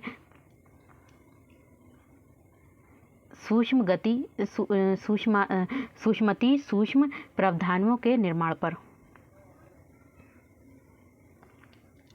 नेक्स्ट हमारा क्वेश्चन है, क्वेश्चन नंबर 18 है, बच्चों में सीखी गई निस्सहायता का कारण है। तो बच्चों में सीखी गई निस्सहायता का कारण क्या है? इस व्यवहार को अर्जित कर लेना कि वे सफल नहीं हो सकते हैं। नेक्स्ट क्वेश्चन है आपका यहाँ पे क्वेश्चन नंबर है 19, यदि एक विद्यार्थी विद्यालय में लगातार निम्नतर श्रेणी प्राप्त करता है तो उसके अभिभावक को उसकी सहायता हेतु परामर्श दिया जा सकता है। ठीक है, तो इसको परामर्श कैसे दिया जा सकता है? कि वे अध्यापकों की घनिष्ठ संगति में कार्य करें। नेक्स्ट हमारा क्वेश्चन है, क्वेश्चन नंबर 20 है, निम्नलिखित में से समस्या समाधान को क्या बाधित नहीं करता? तो समस्या समाधान को कह रहे हैं कि क्या बाधित नहीं करता? तो समस्या समाधान को अंतर्दृष्टि बाधित नहीं करता है। नेक्स्ट हमारा क्वेश्चन है, क्वेश्चन नंबर है 21 है। यहाँ पे एक शिक्षिका पाठ को पूर्व पठित पाठ से जोड़ने, पूर्व पठित यानी कि पहले से पढ़े हुए पाठ के साथ जोड़ते हुए बच्चों को सारांश लिखना सिखा रही है। वो क्या कर रही है? तो वहाँ पे ये टीचर क्या कर रही है कि पूर्व पठित यानी पहले पढ़े हुए पाठ के साथ तो क्या कर रही है? सारांश लिखना सिखा रही है। दूसरे पाठ को पूर्व पठित पाठ से जोड़ते हुए बच्चों को सारांश लिखना सिखा रही है। तो वो क्या कर रही है? तो वो जो शिक्षिका कर रही है तो वो बच्चों की पाठ समझने की शैली विकसित करने में सहायता कर रही है। तो ऑप्शन आपका हो जाएगा ए। नेक्स्ट हमारा क्वेश्चन है, क्वेश्चन नंबर 22 है। एक बच्चा अपनी मातृभाषा सीख रहा है, वो दूसरा बच्चा वही भाषा द्वितीय भाषा के रूप में सीख रहा है। ठीक है, दोनों निम्नलिखित में से कौन सी समान प्रकार की त्रुटि कर सकते हैं? देखिए, एक बच्चा अपनी मातृभाषा सीख रहा है, ठीक है, अपनी मातृभाषा को सीख रहा है, एक छोटा बच्चा है जो वहाँ पे सीख रहा है, और दूसरा बच्चा वही भाषा द्वितीय भाषा के रूप में सीख रहा है। ठीक है, आप हिंदी हैं जो बोलते हैं, ठीक है, आप हिंदी बोल रहे हैं, लेकिन दूसरा जो है हिंदी को आपकी फर्स्ट लैंग्वेज है, लेकिन दूसरा जो सीख रहा है वो द्वितीय लैंग्वेज के रूप में सीख रहा है। तो दोनों निम्नलिखित में से कौन सी समान त्रुटि कर सकते हैं? एक सी त्रुटि कर सकते हैं, तो कौन सी कर सकते हैं?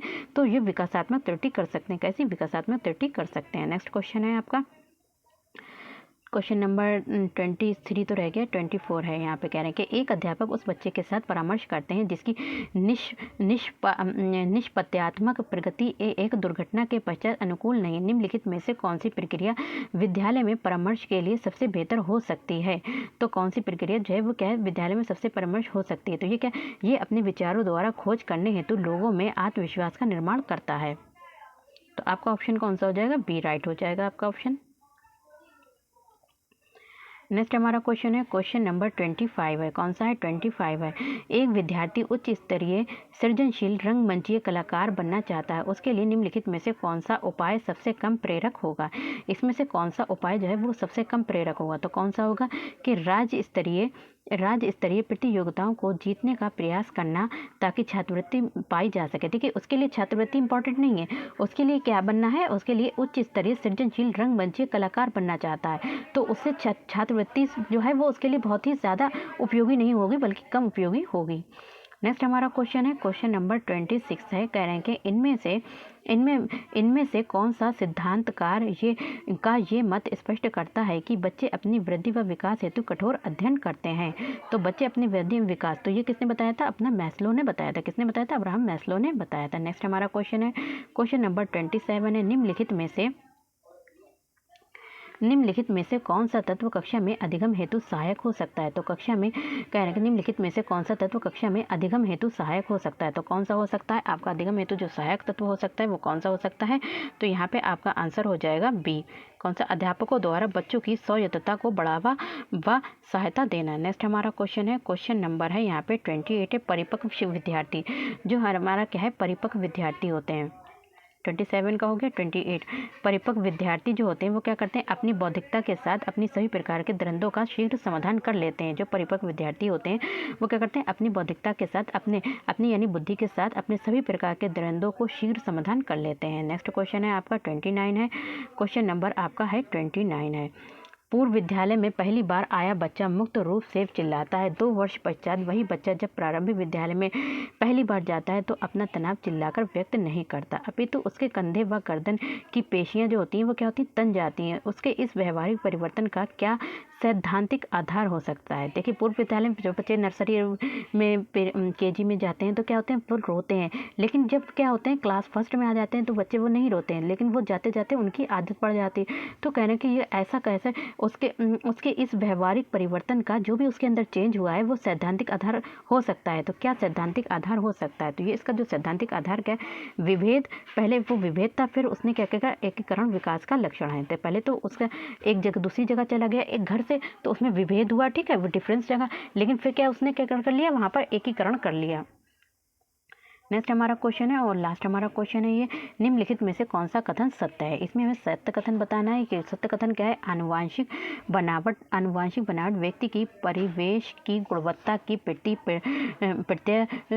प्रत्युत्तरात्मकता को प्रभावित करती है।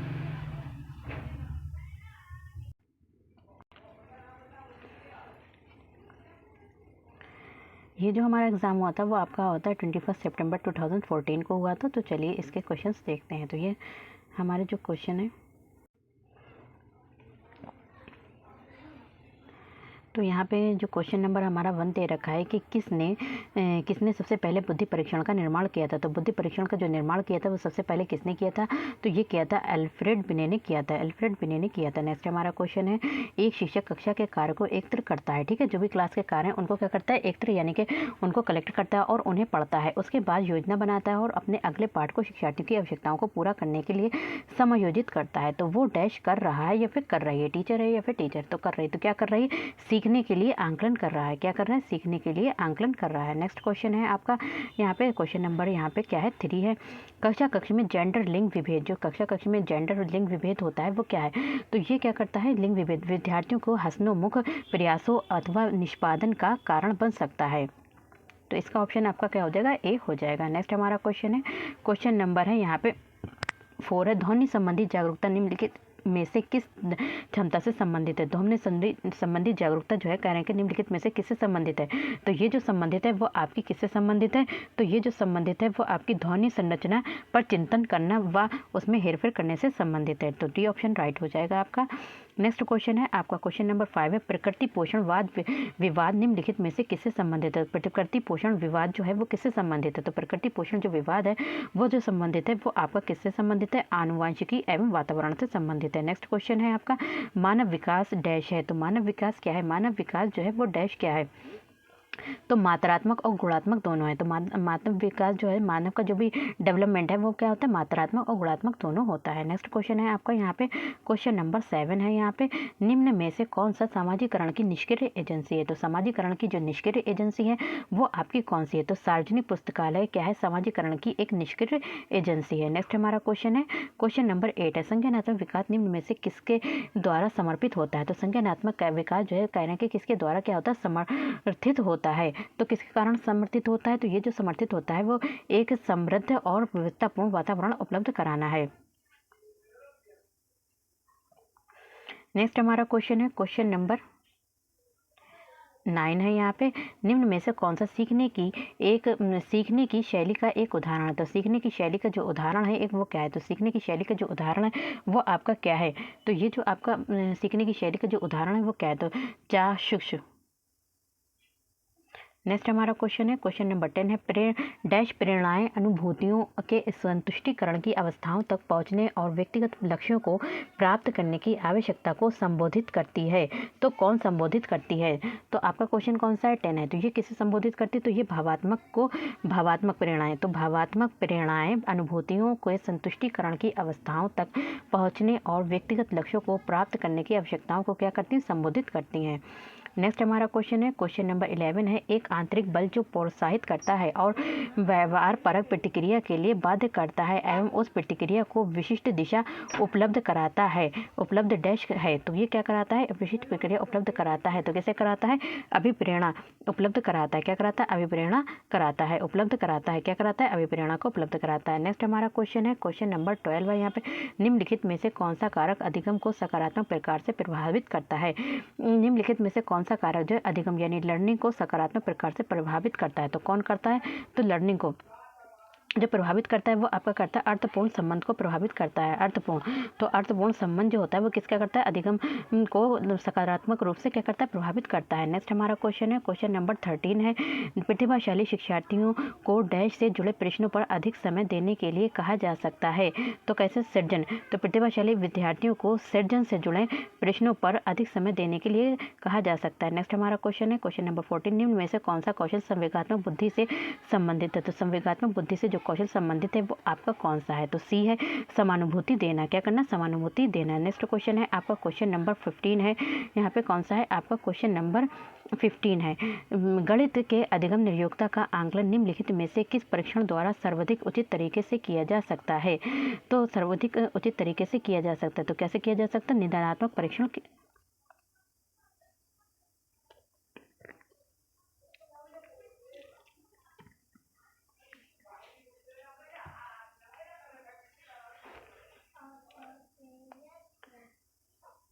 निदानात्मक परीक्षण।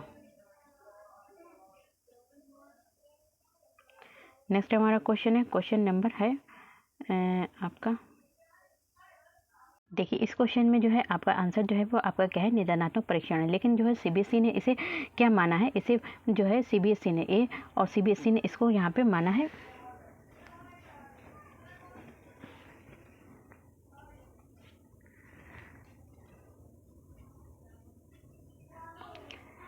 ए और बी भी माना गया है। यहाँ पे क्या है, यहाँ पे सीबीएसई द्वारा माना गया। तो यहाँ पे जो है निदानात्मक परीक्षण, देखिए गणित के अधिगम नियोक्ता का आंकलन निम्न से किस परीक्षण द्वारा सर्वाधिक उचित तरीके से किया जा सकता है। तो किसके द्वारा किया जा सकता है, तो किसके द्वारा किया जा सकता है, निदानात्मक परीक्षण के द्वारा किया जा सकता है। नेक्स्ट हमारा क्वेश्चन है, तो यहाँ पे क्वेश्चन नंबर है आपका 16 है। तो प्रभाव पूर्णता, व्याख्या, मौलिकता और लचीलापन के साथ संबंधित है। तो कौन संबंधित है, तो यहाँ पे क्या है, प्रतिभा संबंधित है। कौन है, प्रतिभा संबंधित है। देखिए इस वाले क्वेश्चंस में जो है वो क्या है, यहाँ पे अपसारी चिंतन भी माना गया है, क्योंकि सीबीएसई द्वारा यहाँ पे अपसारी चिंतन, देखिए बी को माना गया है, लेकिन जो सीबीएसई ने माना है तो उसे जो है यहाँ पे, जैसे तो आपका जो आंसर है वो डी है, लेकिन सीबीएसई ने इसको बी भी माना है, अपसारी चिंतन माना है। नेक्स्ट हमारा क्वेश्चन है, क्वेश्चन नंबर 17 है। यहाँ पे कहना सभी के लिए विद्यालय में सभी के शिक्षा निम्नलिखित में से किसके लिए प्रचार को व्यक्त कर सकती है। तो इसमें जो प्रचार हो रहा है वो किसका हो रहा है, या तो समावेशी शिक्षा का प्रचार हो रहा है। नेक्स्ट हमारा क्वेश्चन है, क्वेश्चन नंबर है यहाँ पे 18 है। कौन सा, निम्नलिखित में से कौन सी शब्दावली प्राय अभिप्रेरणा के साथ अंतर बदलाव के साथ इस्तेमाल की जाती है। तो कौन की जाती है, आवश्यकता की जाती है। जब मोटिवेट होगा, तब जब आपको किसी चीज़ की नीड होगी तभी आप दूसरी चीज़ के लिए उसको पाने के लिए क्या होंगे, मोटिवेट होंगे, आवश्यकता होगी। नेक्स्ट हमारा क्वेश्चन है, क्वेश्चन नंबर 19 है। निम्नलिखित में से कौन सा स्टर्नबर्ग की बुद्धि के तृतीय सिद्धांत का एक रूप है। तो कौन सा है, तो व्यवहारिक बुद्धि।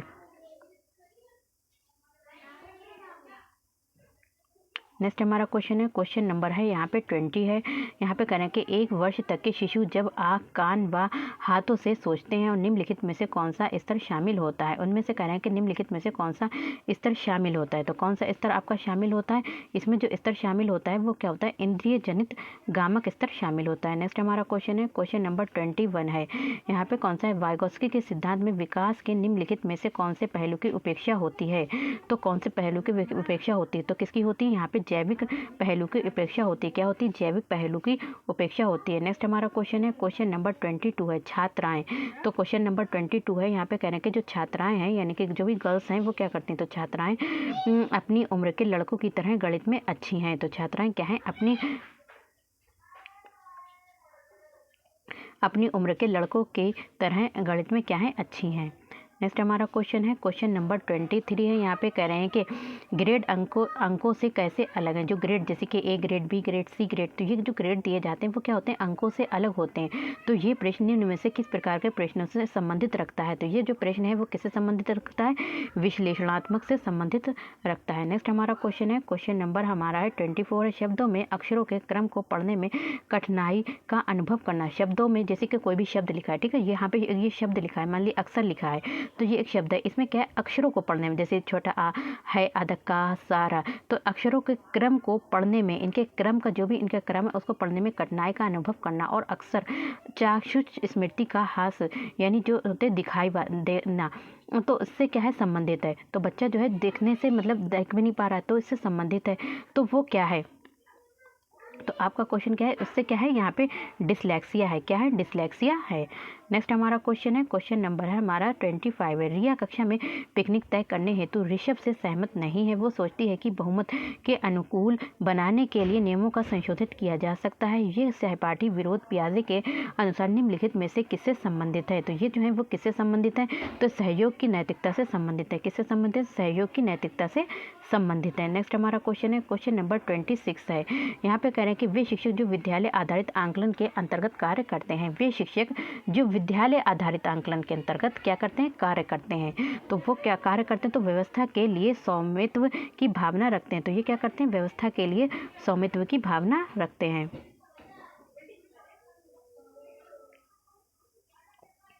नेक्स्ट हमारा क्वेश्चन है क्वेश्चन नंबर 27 है। यहाँ पे कह रहे हैं अल्बर्ट बंडूरा के सामाजिक अधिगम सिद्धांत के अनुसार निम्न में से कौन सा सही है। तो इसमें जो सही है वो आपका क्या है, बच्चों के सीखने के लिए प्रतिरूपण यानी मॉडलिंग एक मुख्य तरीका है। नेक्स्ट हमारा क्वेश्चन है क्वेश्चन नंबर है यहाँ पे 28 है। कौन सा है, 28 है।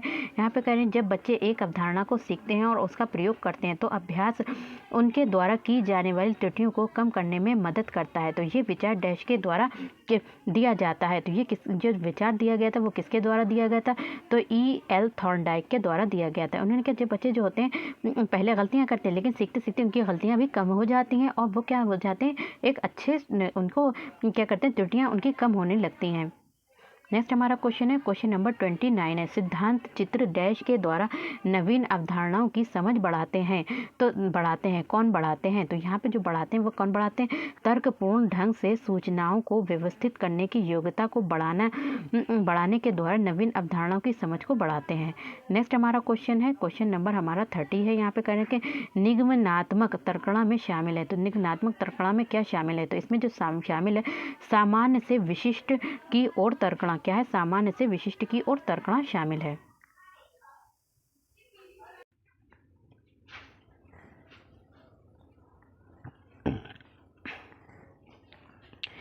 ये जो हमारा एग्ज़ाम हुआ था वो आपका हुआ था 22 फरवरी 2015 को एग्ज़ाम हुआ था। तो चलिए इसके क्वेश्चंस करते हैं। तो यहाँ पे जो हमारा क्वेश्चन नंबर दे रखा है 1 दे रखा है, निम्नलिखित में से कौन सा बच्चों के संवेगात्मक विकास के लिए सर्वाधिक उपयुक्त है। तो बच्चों के संवेगात्मक विकास के लिए कौन और सर्वाधिक उपयुक्त है, तो कौन है, यहाँ पे क्या है, कक्षा का प्रजातांत्रिक परिवेश। क्या है, कक्षा का प्रजातांत्रिक परिवेश। नेक्स्ट हमारा क्वेश्चन है क्वेश्चन नंबर 2 है, निम्नलिखित में से कौन सा एक उपयुक्त रचनात्मक आंकलन कार्य नहीं है। तो रचनात्मक आंकलन क्या है, कार्य नहीं है। तो कौन सा कार्य नहीं, विद्यार्थियों का योग्यता क्रम निर्धारित करना है। तो विद्यार्थी का योग्यता क्रम निर्धारित करना है। नेक्स्ट हमारा क्वेश्चन है क्वेश्चन नंबर 3 है, एक प्रभावशाली अध्यापिका होने के लिए ये महत्वपूर्ण है कि एक प्रभावशाली अध्यापिका होने के लिए क्या महत्वपूर्ण है, तो प्रत्येक बच्चे से संपर्क रहना। तो प्रत्येक बच्चे से संपर्क रहना। तो आप क्या होंगी, एक प्रभावशाली अध्यापिका होंगी। तो नेक्स्ट हमारा क्वेश्चन है क्वेश्चन नंबर 4 है, बच्चों के अधिगम को सुगम बनाने के लिए, भी लर्निंग है उनको सुगम बनाने के लिए अध्यापकों को एक अच्छे कक्षा परिवेश का सृजन करने की आवश्यकता होती है। हम चाहते हैं कि जो भी हमारे स्टूडेंट्स हैं वो अच्छे तरीके से जो भी हम पढ़ा रहे हैं वो सीखे। तो उसके लिए हमें एक एनवायरनमेंट भी अच्छा चाहिए होगा, तो कह रहे हैं कि उसकी आवश्यकता होती है। तो इस प्रकार के अधिगम परिवेश का सृजन करने के लिए नीचे दिए गए कथनों में से कौन सा कथन सही नहीं है। तो यहाँ पे जो कथन सही नहीं है वो आपका कौन सा कथन सही नहीं है। तो कौन सा कथन सही नहीं, अध्यापक का सकारात्मक, तो यहाँ पे जो है अध्यापकों के अनुसार कार्य करना सही नहीं है। क्या है, अध्यापकों के अनुसार कार्य करना, ये क्या है, आपका सही नहीं है। नेक्स्ट हमारा क्वेश्चन है, इसका हो गया था आंसर। नेक्स्ट हमारा क्वेश्चन है क्वेश्चन नंबर 5 है, लड़के एवं लड़कियों के विषय में कुछ कथन नीचे दिए गए हैं। आपके अनुसार इनमें से कौन सा सही है। तो इसमें जो कथन सही है वो आपका कौन सा कथन सही है, तो कह रहे हैं कि लड़कों को घर के कामों में सहायता करनी चाहिए। लड़कों को क्या करना चाहिए, घर के कामों में भी सहायता करनी चाहिए। नेक्स्ट हमारा क्वेश्चन है क्वेश्चन नंबर 6 है। यहाँ पे कौन सा है, क्वेश्चन नंबर 6 है, एक बच्चे की कॉपी में लिखने में विपरीत छवियाँ, दर्पण छवि आदि जैसे गलतियाँ मिलती हैं। इस प्रकार का बच्चा लक्षण प्रदर्शित कर रहा है। तो इस प्रकार के जो गलतियाँ कर रहा है उसमें किस प्रकार का लक्षण है बच्चे में, तो क्या है, वो अधिगम में आवश्यकता का लक्षण प्रदर्शित कर रहा है। नेक्स्ट हमारा क्वेश्चन है क्वेश्चन नंबर हमारा यहाँ पे 7 है, शिक्षार्थियों के ज्ञान अर्जन में सहायता करने के क्रम में अध्यापकों को किस पर ध्यान केंद्रित करना चाहिए। तो किस पर अध्यापकों को ध्यान केंद्रित करना चाहिए, किस पर करना चाहिए, शिक्षार्थियों को सक्रिय सहभागिता के लिए शामिल करना को क्या इस पर ध्यान केंद्रित करना चाहिए। नेक्स्ट हमारा क्वेश्चन है क्वेश्चन नंबर 8 है। कौन सा है, 8 है यहाँ पे, तो कहना है कि अध्यापक के दृष्टिकोण से प्रतिभाशीलता किसका संयोजन है। तो प्रतिभाशीलता जो है वो किसका संयोजन है, तो ये जो संयोजन है वो क्या, उच्च योग्यता, उच्च सृजनात्मकता, उच्च वचनबद्धता का क्या है, आपका संयोजन है। नेक्स्ट हमारा क्वेश्चन है क्वेश्चन नंबर 9 है। यहाँ पे कह रहे हैं कि NCF 2005 के अनुसार गलतियाँ इस कारण से महत्वपूर्ण होती हैं। तो गलतियाँ जो होती हैं वो किस कारण से महत्वपूर्ण होती हैं, तो ये जो होती हैं ये बच्चे के विचार की अंतर्दृष्टि उपलब्ध कराती हैं तथा समाधानों को पहचानने में भी सहायता करती हैं। देखिए बच्चे जब मिस्टेक करेंगे तो आपको पता चल जाएगा बच्चे कहाँ पर सीख रहे हैं, कहाँ पर नहीं सीख रहे हैं और उनको कहाँ पर सुधार करने की ज़रूरत है। नेक्स्ट हमारा क्वेश्चन है क्वेश्चन नंबर 10 है, आउट ऑफ द बॉक्स चिंतन किससे संबंधित है। तो आउट ऑफ द बॉक्स जो है वो किससे संबंधित है, चिंतन जो है संबंधित है वो अवसारी चिंतन से संबंधित है। नेक्स्ट हमारा क्वेश्चन है, क्वेश्चन नंबर 11 है। यहाँ पे कह रहे हैं कि शिक्षण में अध्यापकों के द्वारा विद्यार्थियों का आंकलन इस अंतर्दृष्टि को विकसित करने के लिए किया जा सकता है। तो अंतर्दृष्टि को विकसित करने के लिए किया जा सकता है, किसके लिए किया जा सकता है कि शिक्षार्थियों की आवश्यकता के अनुसार शिक्षण उपागम में परिवर्तन करना। नेक्स्ट हमारा क्वेश्चन है, क्वेश्चन नंबर 12 है। यहाँ पे कह रहे हैं कि अधिगम अनुभवों को इस प्रकार से आयोजित किया जाना चाहिए जिससे अधिगम को सार्थक बनाया जा सके। नीचे दिए गए अधिगम अनुभवों में से कौन सा बच्चों के लिए सार्थक अधिगम को सुगम नहीं बनाता है? तो कौन सुगम नहीं बनाता है? तो क्या कह रहे हैं यहाँ पे जो है वो कौन सा है? विषय वस्तु को केवल याद करने, देखिए केवल आ गया तो आपका ये नेगेटिव हो जाएगा, याद करने के आधार पर पुनरावृत्ति करना। नेक्स्ट हमारा क्वेश्चन है, क्वेश्चन नंबर 13 है। यहाँ पे कह रहे हैं कि बच्चों को शाब्दिक या गैर शाब्दिक दंड देने का परिणाम होता है। देखिए शाब्दिक तो मतलब हम क्या करते हैं, उन्हें अपने जो भी टीचर है उनको बुरा भला कह सकता है, तो ये शाब्दिक हो गया। और गैर शाब्दिक हो गया कि मतलब उनको दंड तो नहीं दिया, बुरा भला भी नहीं किया कहा और शब्दों से भी नहीं कहा, बल्कि उनके संग दूसरे तरीके से व्यवहार करना, तो गैर शाब्दिक दंड देने का परिणाम होता है। तो शाब्दिक या फिर गैर शाब्दिक दंड देने का परिणाम क्या होता है? तो इसमें क्या है कि गैर शाब्दिक, उन्हें मतलब शब्दों में नहीं दिया बल्कि उनके मार्क्स काट लिए, तो ये क्या हो गया? गैर शाब्दिक दंड हो गया। तो यहाँ पे कह रहे हैं कि गैर शाब्दिक या फिर गैर शाब्दिक दंड देने का परिणाम होता है, क्या होता है? इससे क्या होता है? तो इससे क्या होता है कि उनके स्वयं के प्रति अवधारणा को नष्ट करना है। क्या है? उनके स्वयं के प्रति अवधारणा को क्या है? नष्ट करना है। नेक्स्ट हमारा क्वेश्चन है, क्वेश्चन नंबर 14 है। यहाँ पे निम्नलिखित में से कौन सा प्रारंभिक बाल अवस्था अवधि के दौरान उन भूमिकाओं एवं व्यवहारों के बारे में जानकारी प्रदान करते हैं जो एक समूह में स्वीकार्य हैं? तो जो एक समूह में क्या है? स्वीकार्य हैं। तो कौन है? माता पिता एवं भाई बहन है।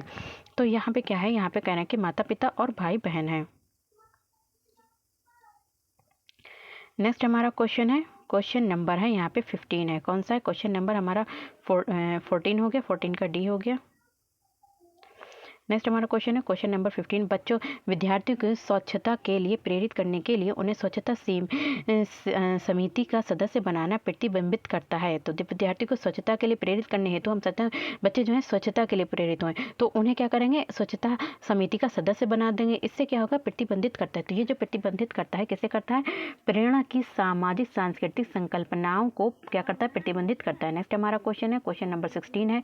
निम्नलिखित में से कौन सा आयु समूह परवर्ती बाल्यावस्था श्रेणी के अंतर्गत आता है? तो कौन आता है? तो इसमें से जो आता है 9 से 12 वर्ष जो है वो किसमें आता है? समूह परवर्ती बाल्यावस्था श्रेणी के अंतर्गत आता है। नेक्स्ट हमारा क्वेश्चन है, क्वेश्चन नंबर 17 है। यहाँ पे कह रहे हैं कि आर्जव तर्क देता है। तो आर्जव जो है वो क्या करता है? तर्क देता है कि भाषा विकास व्यक्ति की नैसर्गिक प्रवृत्ति से प्रभावित होता है, जबकि सोनाली महसूस करती है कि ये परिवेश से प्रभावित होता है। आर्जव जो है और सोनाली के बीच ये चर्चा किस विषय में है? तो इनके बीच जो चर्चा हो रही है वो किस विषय में है? प्रकृत तथा पालन पोषण विवाद पर है। नेक्स्ट हमारा क्वेश्चन है, क्वेश्चन नंबर एफ का कौन सा है? 18 है। अध्यापिका ने ध्यान दिया कि पुष्पा अपने आप किसी एक समस्या का समाधान नहीं कर सकती, फिर भी वो एक वयस्क या फिर साथी के मार्गदर्शन की उपस्थिति में ऐसा करती है। तो इस मार्गदर्शन को कहते हैं, तो इसको क्या कहते हैं? इसको जो कहते हैं, इस मार्गदर्शन को क्या कहते हैं? तो सहारा देना क्या कहते हैं?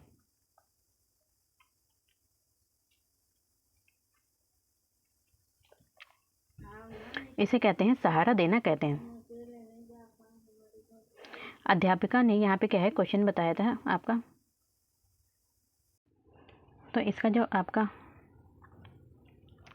आंसर होगा तो क्या होगा? सहारा देना होगा। नेक्स्ट हमारा क्वेश्चन है, क्वेश्चन नंबर 19 है। यहाँ पे कह रहे हैं क्वेश्चन नंबर हमारा कौन सा है? 19 है। तो अध्यापिका ने एक कमेटी के प्रधान को सभापति के स्थान पर सभा अध्यक्ष लिखा। ठीक है, अध्यापिका यहाँ पे एक टीचर ने क्या लिखा? कमेटी के प्रधान को सभापति के स्थान पर सभा अध्यक्ष लिखा। तो ये संकेत करता है कि जो अध्यापिका है वो क्या है? एक लिंग मुक्त भाषा का प्रयोग कर रही है, एक ऐसी भाषा का प्रयोग करें जो लिंग मुक्त है, जिससे जो मेल और फीमेल दोनों के लिए यूज होता है। नेक्स्ट हमारा क्वेश्चन है, क्वेश्चन नंबर 20 है। सतत एवं व्यापक मूल्यांकन किस लिए आवश्यक है? जो CCE है वो हमारा क्यों आवश्यक है? तो इससे क्या होता है?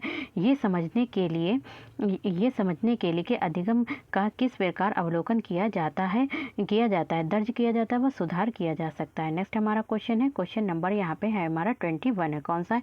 क्वेश्चन नंबर हमारा 21 है। लॉरेंस कोलबर्ग के सिद्धांत में कौन सा स्तर नैतिकता की अनुपस्थिति का को सही अर्थ में सूचित करता है। तो कौन करता है? सही अर्थ में सूचित करता है। तो कौन करता है? यहाँ पे आपका आंसर क्या है? स्तर 1 फर्स्ट सूचित करता है। नेक्स्ट हमारा क्वेश्चन है, क्वेश्चन नंबर 22 है। यहाँ पे कह रहे हैं निम्नलिखित में से कौन सा बच्चे के सामाजिकरण को प्रगतिशील मॉडल के संदर्भ में सही नहीं है। तो कौन सा सही नहीं है? तो इसमें कौन सा सही है? बच्चे विद्यालय में बताई गई बातों को स्वीकार करते हैं चाहे उनकी सामाजिक पृष्ठभूमि कुछ भी हो। तो ये क्या है? सही नहीं है। नेक्स्ट हमारा क्वेश्चन है, क्वेश्चन नंबर है 23। अधिगम में आंकलन किस लिए आवश्यक होता है? तो देखिए लर्निंग में के जो हम असेसमेंट करते हैं वो क्यों आवश्यक होता है? तो अधिगम में आंकलन जो है वो किस लिए आवश्यक होता है? तो प्रेरणा के लिए आवश्यक होता है। किसके लिए होता है? प्रेरणा के लिए आवश्यक होता है। मोटिवेशन के लिए क्या होता है? आवश्यक होता है। नेक्स्ट हमारा क्वेश्चन है, क्वेश्चन नंबर 24 है। प्रचलित योजनाओं में नई जानकारी जोड़ने को किस नाम से जाना जाता है? जो भी प्रचलित योजनाएं हैं उसमें हम क्या कर सकते हैं? न्यू नॉलेज को जोड़ देते हैं। तो उससे किस नाम से जाना जाता है? तो इसमें जो है वो किस नाम से आपको जाना जाता है?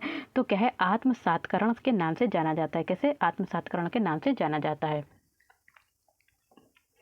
नेक्स्ट हमारा क्वेश्चन है, क्वेश्चन नंबर 25 है। हम सभी अपनी बुद्धि, प्रेरणा, अभिरुचि आदि के संदर्भ में भिन्न होते हैं। ठीक है, सभी लोग बच्चे जो होते हैं सबकी बुद्धि अलग होती है, उनके जो भी जो भी प्रेरणा होती है वो अलग होती है, अभिरुचि होती है, सभी अंदर होते हैं। ये सिद्धांत संबंधित है। तो ये जो है सिद्धांत जो है वो हमारा किससे संबंधित है? तो ये व्यक्तिगत विभिन्नता से संबंधित है। किससे संबंधित है? व्यक्तिगत विभिन्नता से संबंधित है। नेक्स्ट हमारा क्वेश्चन है, क्वेश्चन नंबर 26 है। वंचित समूह के विद्यार्थियों को सामान्य शिक्षार्थियों के साथ साथ पढ़ाना चाहिए। तो कह रहे हैं कि जो वंचित समूह जो बच्चे छूट चुके हैं उन विद्यार्थियों को भी, जो भी नॉर्मल बच्चे हैं उनके साथ ही हमें क्या करना चाहिए? पढ़ाना चाहिए। इसका अभिप्राय क्या है?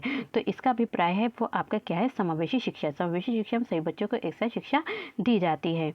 नेक्स्ट हमारा क्वेश्चन है, क्वेश्चन नंबर 27 है। कोई भी नाराज हो सकता है, ये आसान है, परंतु एक सही व्यक्ति के ऊपर सही मात्रा में, सही समय पर, सही उद्देश्य के लिए तथा सही तरीके से नाराज होना आसान नहीं है। तो ये संबंधित है। तो ये जो संबंधित है वो किससे संबंधित है? ये जो संबंधित है वो आपका संबंधित है संवेगात्मक विकास से संबंधित है। किससे संबंधित है? संवेगात्मक विकास से संबंधित है। नेक्स्ट हमारा क्वेश्चन है, क्वेश्चन नंबर है 28।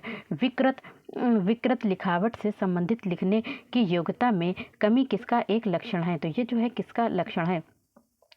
किसका लक्षण है? डिस्ग्राफिया का लक्षण है। ठीक है, नेक्स्ट हमारा क्वेश्चन है, क्वेश्चन नंबर 29 है। यहाँ पे पियाजे के सिद्धांत के अनुसार निम्नलिखित में से कौन सा व्यक्ति के संज्ञानात्मक विकास को प्रभावित नहीं करेगा? तो पियाजे के सिद्धांत के अनुसार कह रहे हैं कि निम्नलिखित में से कौन सा, इसमें से कौन सा है जो व्यक्ति के संज्ञानात्मक विकास को प्रभावित नहीं करेगा? तो कौन है जो संज्ञानात्मक विकास को प्रभावित नहीं करेगा? तो सामाजिक अनुभव। क्या है? सामाजिक अनुभव है। नेक्स्ट हमारा क्वेश्चन है, क्वेश्चन नंबर 30 है। इनमें से कौन सा त्रितंत्रीय सिद्धांत में व्यवहारिक बुद्धि का अभिप्राय नहीं है? तो व्यवहारिक बुद्धि का अभिप्राय नहीं है। तो कौन नहीं है? तो केवल। देखिए केवल वाला आपका नेगेटिव हो जाएगा, तो यहीं पे केवल आया, तो केवल अपने विषय में व्यवहारिक रूप से विचार करना, तो ये क्या है? आपका अभिप्राय नहीं है, बुद्धि का अभिप्राय नहीं है। तो ये हमारा क्या आ जाएगा? नेगेटिव हो जाएगा।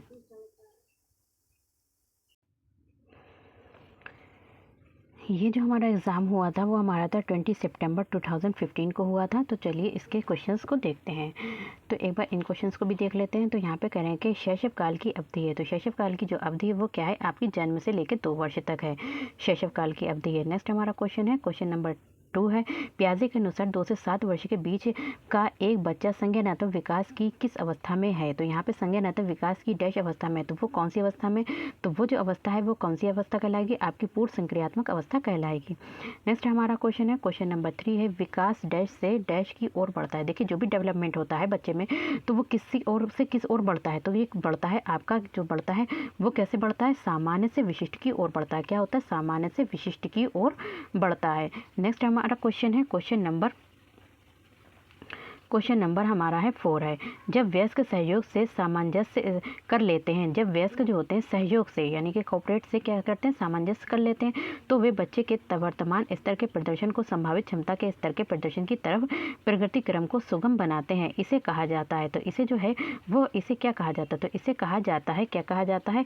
इसे कहा जाता है सहयोग देना कहा जाता है। नेक्स्ट हमारा क्वेश्चन है, क्वेश्चन नंबर 5 है। नवीन जानकारी को शामिल करने के लिए वर्तमान स्कीमा में बदलाव की प्रक्रिया डैश कहलाती है। तो वर्तमान की प्रक्रिया जो होती है डैश कहलाती है। क्या कहलाती है? आपका समायोजन कहलाता है। क्या कहलाता है? समायोजन कहलाता है। नेक्स्ट हमारा क्वेश्चन है, क्वेश्चन नंबर 6 है। यहाँ पे मध्य बाल्यावस्था में भाषा डैश के बजाय डैश अधिक है। तो मध्य बाल्यावस्था में भाषा डैश के बजाय डैश क्या है? अधिक है।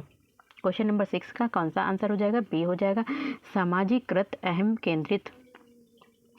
मध्य बाल्यावस्था में भाषा सामाजिकृत के बजाय क्या होती है? अहम केंद्रित होती है मध्य बाल्यावस्था में। नेक्स्ट हमारा क्वेश्चन है, क्वेश्चन नंबर 7 है। यहाँ पे बाल केंद्रित शिक्षा में शामिल है। देखिए बाल केंद्रित शिक्षा में क्या शामिल है? तो बाल केंद्रित शिक्षा में जो है वो शामिल है बच्चों के लिए हस्तपरक गतिविधियाँ। तो बाल केंद्रित शिक्षा जो होती है, चाइल्ड सेंटर्ड एजुकेशन जो होती है, उसमें क्या होती है? बच्चों से हस्तपरक जो हाथ से होने वाली गतिविधियों को कराया जाए, वो क्या है? शामिल है।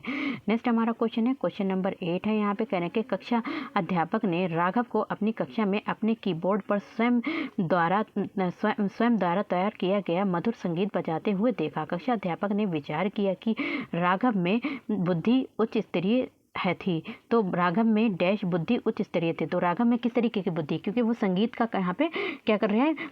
वहाँ पे मधुर संगीत बजाते हुए देखा। तो वो उसमें जो बुद्धि होगी वो कौन सी बुद्धि कहलाएगी? तो संगीत में बुद्धि कहलाएगी। कौन सी कहलाएगी? संगीत में बुद्धि कहलाएगी। नेक्स्ट हमारा क्वेश्चन है, क्वेश्चन नंबर है 9। यहाँ पे कह रहे हैं कि जब एक शिक्षक ये समझता है कि स्वाभाविक रूप से लड़के गणित में लड़कियों से अच्छे हैं, तो ये दर्शाता है कि अध्यापक क्या है? यहाँ पे लिंग विभेद कर रहा है। तो यहाँ पे जो है अध्यापक क्या करता है?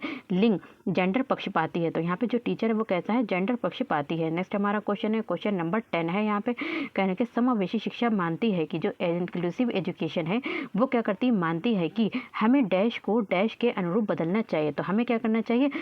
तो यहाँ पे कहने के जो समावेशी शिक्षा है वो क्या मानती है? तो ये मानती है कि हमें व्यवस्था को बच्चों के अनुरूप बदलना चाहिए। जो व्यवस्था है उनको बच्चों के अनुरूप हमें क्या करना चाहिए? बदलना चाहिए। नेक्स्ट हमारा क्वेश्चन है, क्वेश्चन नंबर 11 है। यहाँ पे कह रहे हैं कि बच्चों में यहाँ पे क्वेश्चन नंबर हमारा कौन सा है? 11 है। बच्चों में ज्ञान की रचना करने और अर्थ का निर्माण करने की क्षमता होती है। इस परिप्रेक्ष्य में एक शिक्षक की भूमिका है। तो इस परिप्रेक्ष्य में जो एक शिक्षक की भूमिका क्या है? वो एक सुगमकर्ता की भूमिका होती है। क्या होती है? एक सुगमकर्ता की भूमिका होती है। नेक्स्ट हमारा क्वेश्चन है, क्वेश्चन नंबर यहाँ पे 12 है। क्वेश्चन नंबर 12 है। यहाँ पे कह रहे हैं कि इनमें से कौन सी विशेषता प्रतिभाशाली बच्चों की नहीं है? तो प्रतिभाशाली बच्चों की क्या विशेषता नहीं है? तो प्रतिभाशाली बच्चों की जो विशेषता नहीं है वो क्या है? निम्न औसतीय मानसिक प्रक्रियाएं हैं। नेक्स्ट हमारा क्वेश्चन है, क्वेश्चन नंबर 13 है। यहाँ पे कह रहे हैं कि कोलबर्ग के सिद्धांत के पूर्व परंपरागत स्तर के अनुसार कोई नैतिक तर्कणा लेते समय एक व्यक्ति निम्नलिखित में से किस तरफ प्रवृत्त होगा? तो किस तरफ क्या होगा? वो प्रवृत्त होगा। किस तरफ प्रवृत्त होगा? तो यहाँ पे जो प्रवृत्त होगा वो क्या होगा? अंतर्निहित संभावित दंड के प्रति क्या होगा? प्रवृत्त होगा। नेक्स्ट हमारा क्वेश्चन है, क्वेश्चन नंबर 14 है। शिक्षार्थियों अधिगमकर्ताओं की व्यक्तिगत विभिन्नताओं के संदर्भ में शिक्षिका को क्या चाहिए? तो इसमें जो है शिक्षिका को क्या चाहिए? तो यहाँ पे क्या है? जो नेक्स्ट हमारा क्वेश्चन है, क्वेश्चन नंबर हमारा क्या है? 14 है। तो जो 14 क्वेश्चन है यहाँ पे कह रहे हैं कि शिक्षार्थी अधिगमकर्ता की व्यक्तिगत भिन्नताओं के संदर्भ में शिक्षिका को क्या करना चाहिए? शिक्षिका को होना चाहिए। तो विविध प्रकार की अधिगम परिस्थितियों को उपलब्ध कराना चाहिए। क्वेश्चन नंबर 13 का हो गया, 14 हो गया। अब आता है हमारा 15। क्वेश्चन नंबर 15 है। यहाँ पे निम्नलिखित में से कौन सा बाल विकास का एक सिद्धांत नहीं है? तो बाल विकास का क्या है? एक सिद्धांत नहीं है। कौन सा एक सिद्धांत नहीं है? सभी विकास तथा अधिगम एक समान गति से आगे बढ़ते हैं। नेक्स्ट हमारा क्वेश्चन है, क्वेश्चन नंबर 16 है। क्वेश्चन नंबर 16, निम्नलिखित में से कौन सा आंकलन करने का सर्वाधिक उपयुक्त तरीका है? तो आंकलन करने का जो असेसमेंट करने का सर्वाधिक उपयुक्त तरीका कौन सा है? तो इसमें जो है सर्वाधिक उपयुक्त तरीका जो है वो आंकलन करने का आपका कौन सा है? आंकलन शिक्षण अधिगम में अंतर्निहित प्रक्रिया है। तो आंकलन जो है वो क्या है? शिक्षण अधिगम में अंतर्निहित प्रक्रिया है। नेक्स्ट हमारा क्वेश्चन है, क्वेश्चन नंबर 17 है। निम्नलिखित में से कौन सा सृजनात्मकता से संबंधित है? तो कौन सा संबंधित है? तो जो अवसारी चिंतन है वो सृजनात्मकता से संबंधित होता है। नेक्स्ट हमारा क्वेश्चन है, क्वेश्चन नंबर 18 है। यहाँ पे कहने के बच्चों के बारे में निम्नलिखित कथनों में से किस कथन से वाइगोत्स्की सहमत होते हैं? तो वाइगोत्स्की जो है वो किस कथन से सहमत होते हैं? किससे होते हैं? यहाँ पे कह रहे हैं कि बच्चे समवयस्कों और वयस्कों के साथ सामाजिक अंतःक्रियाओं के माध्यम से सीखते हैं। नेक्स्ट हमारा क्वेश्चन है, क्वेश्चन नंबर आपका आ जाएगा 19 आ जाएगा। क्वेश्चन नंबर कौन सा आ जाएगा? 19। बच्चे, तो जो बच्चे होते हैं वो क्या होते हैं? तो बच्चे क्या होते हैं? यहाँ पे जिज्ञासु प्राणी होते हैं और अपने चारों ओर से जगत को खोजने के लिए अपने ही तर्कों और क्षमताओं का क्या करते हैं? उपयोग करते हैं। नेक्स्ट हमारा क्वेश्चन है, क्वेश्चन नंबर है 20 है यहाँ पे बच्चों की त्रुटियाँ। तो यहाँ पे कह रहे हैं कि जो बच्चों की त्रुटियां के बारे में निम्नलिखित में से कौन सा कथन सत्य है। तो बच्चों की त्रुटियों के बारे में कौन सा कथन सत्य है। बच्चों की त्रुटियां उनको सीखने की प्रक्रिया का, उनकी लर्निंग के जो भी लर्निंग का प्रोसेस उसका क्या है, एक अंग होता है।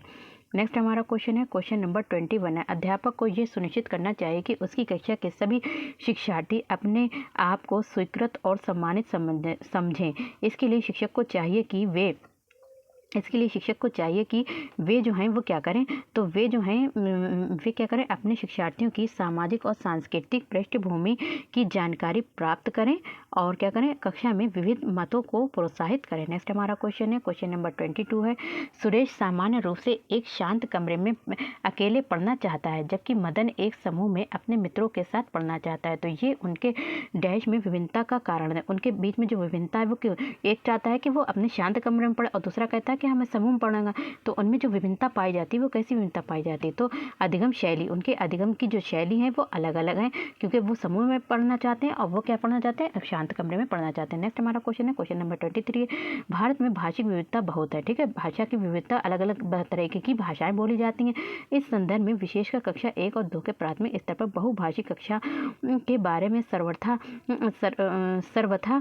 उपयुक्त कथन है। तो इसमें जो सर्वथा उपयुक्त कथन कौन सा है, तो कौन सा है, शिक्षक को सभी भाषाओं का सम्मान करना चाहिए। यहाँ पे एक टीचर को क्या करना चाहिए, सभी भाषाओं का सम्मान करना चाहिए और सभी भाषाओं में अभिव्यक्ति के लिए बच्चों को प्रोत्साहित करना चाहिए। नेक्स्ट हमारा क्वेश्चन है, क्वेश्चन नंबर 24 है यहाँ पे, प्रकृति पोषण विवाद में प्रकृति से क्या अभिप्राय है। देखिए जो प्रकृति पोषण विवाद है उसमें कह रहे हैं कि जो प्रकृति है इससे क्या अभिप्राय है। तो प्रकृति से क्या अभिप्राय है, ये जैविकीय, जो प्रकृति से अभिप्राय है वो क्या है कि ये जैविकीय विशिष्टताएं एवं वंशानुक्रम सूचनाओं से अभिप्राय है। नेक्स्ट हमारा क्वेश्चन है, क्वेश्चन नंबर 25 है, यहाँ पे कह रहे हैं कि जनसंचार माध्यम सामाजिकरण का एक महत्वपूर्ण माध्यम बनता जा रहा है। जो जनसंचार माध्यम है वो क्या है, सामाजिकरण का एक क्या है, महत्वपूर्ण साधन बनता जा रहा है। नीचे दिए गए कथनों में से कौन सा कथन सबसे उपयुक्त कथन होगा। तो कौन सा कथन जो है सबसे उपयुक्त होगा, यहाँ पे कह रहे हैं कि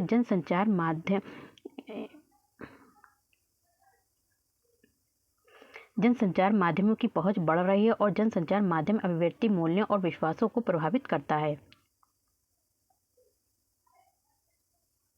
फिर आता है हमारा क्वेश्चन नंबर 26 है, कौन सा है, 26 है, निम्न में बच्चे किस प्रकार से सीखते हैं। नीचे दिए गए कथनों में से कौन सा इस प्रश्न के विषय में सही नहीं है। तो कौन सा इस प्रश्न के विषय में जो है वो सही नहीं है। तो यहाँ पे जो सही नहीं है वो क्या है, आपका बच्चे केवल कक्षा में सीखते हैं, तो ये क्या है, वो सही नहीं है।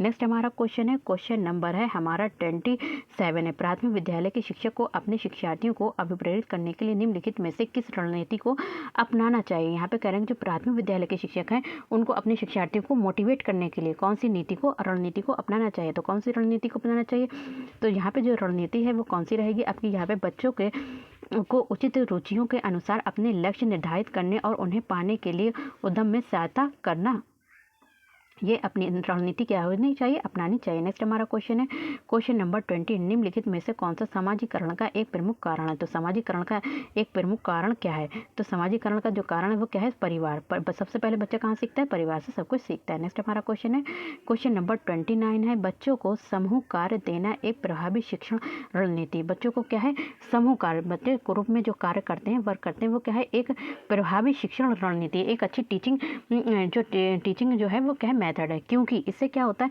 इससे बच्चे क्या करते हैं, इससे सीखने की प्रक्रिया में बच्चे एक दूसरे से सीखते हैं और परस्पर सहायता भी करते हैं, एक दूसरे की क्या करते हैं, यहाँ पे सहायता भी करते हैं। और क्या लास्ट हमारा क्वेश्चन है, यहाँ पे कह रहे हैं कि एक औसत बुद्धि वाला बच्चा यदि भाषा को पढ़ने एवं समझने में कठिनाई प्रदर्शित करता है, ठीक है, औसत बुद्धि है, ठीक है, नॉर्मल बच्चा है, वहाँ पे औसत है बच्चा, नॉर्मल है, तो वह क्या करे, भाषा को, लैंग्वेज को पढ़ने एवं समझने में क्या हो रही है, उसे कठिनाई हो रही है। तो ये संकेत कर देता है कि बच्चा जो है वो किस का डैश का प्रदर्शित कर रहा है। तो बच्चा किससे प्रदर्शित है, यानी पठन अक्षमता, डिसलेक्सिया से क्या है, वो संबंधित है, प्रदर्शित कर रहा है। उसमें जो लक्षण है वो कैसा, डिसलेक्सिया का लक्षण प्रदर्शित कर रहा है। तो इसमें मैंने आपके 8 जो है 2011 से लेके आपके जो भी 2015 तक PYQs थे वो इसमें मैंने सॉल्व करा दिए हैं। बाकी मैं नेक्स्ट वीडियो में आपके 2016 से जो भी 2024 तक के जो भी एग्ज़ाम हुए हैं उनके PYQs सॉल्व कराऊंगी। तो वीडियो को अच्छे से देखिए, बार बार देखिए। अगर ना समझ में आए किसी भी क्वेश्चन में, अगर कोई मिस्टेक हो गई तो ज़रूर बताइएगा कमेंट करके। हो सकता है कि मतलब इतने सारे क्वेश्चन होते हैं, एक आध क्वेश्चन में ऊपर नीचे हो जाता है, मिस्टेक हो जाती है। तो इसको ज़रूर बताइएगा कमेंट में, और अच्छे से तैयारी कीजिए। और मैं नेक्स्ट आपकी हिंदी की और आपकी EVS की भी मैराथन लेकर आऊँगी। मिलते हैं नेक्स्ट वीडियो में। Best of luck for your exam. अच्छे से तैयारी कीजिए, और जो क्वेश्चंस आपको ऐसा लग रहा है कि नहीं समझ में आ रहा है, थोड़ा सा टफ है, तो उसको आप राइट कर लीजिए नोटबुक में अपनी।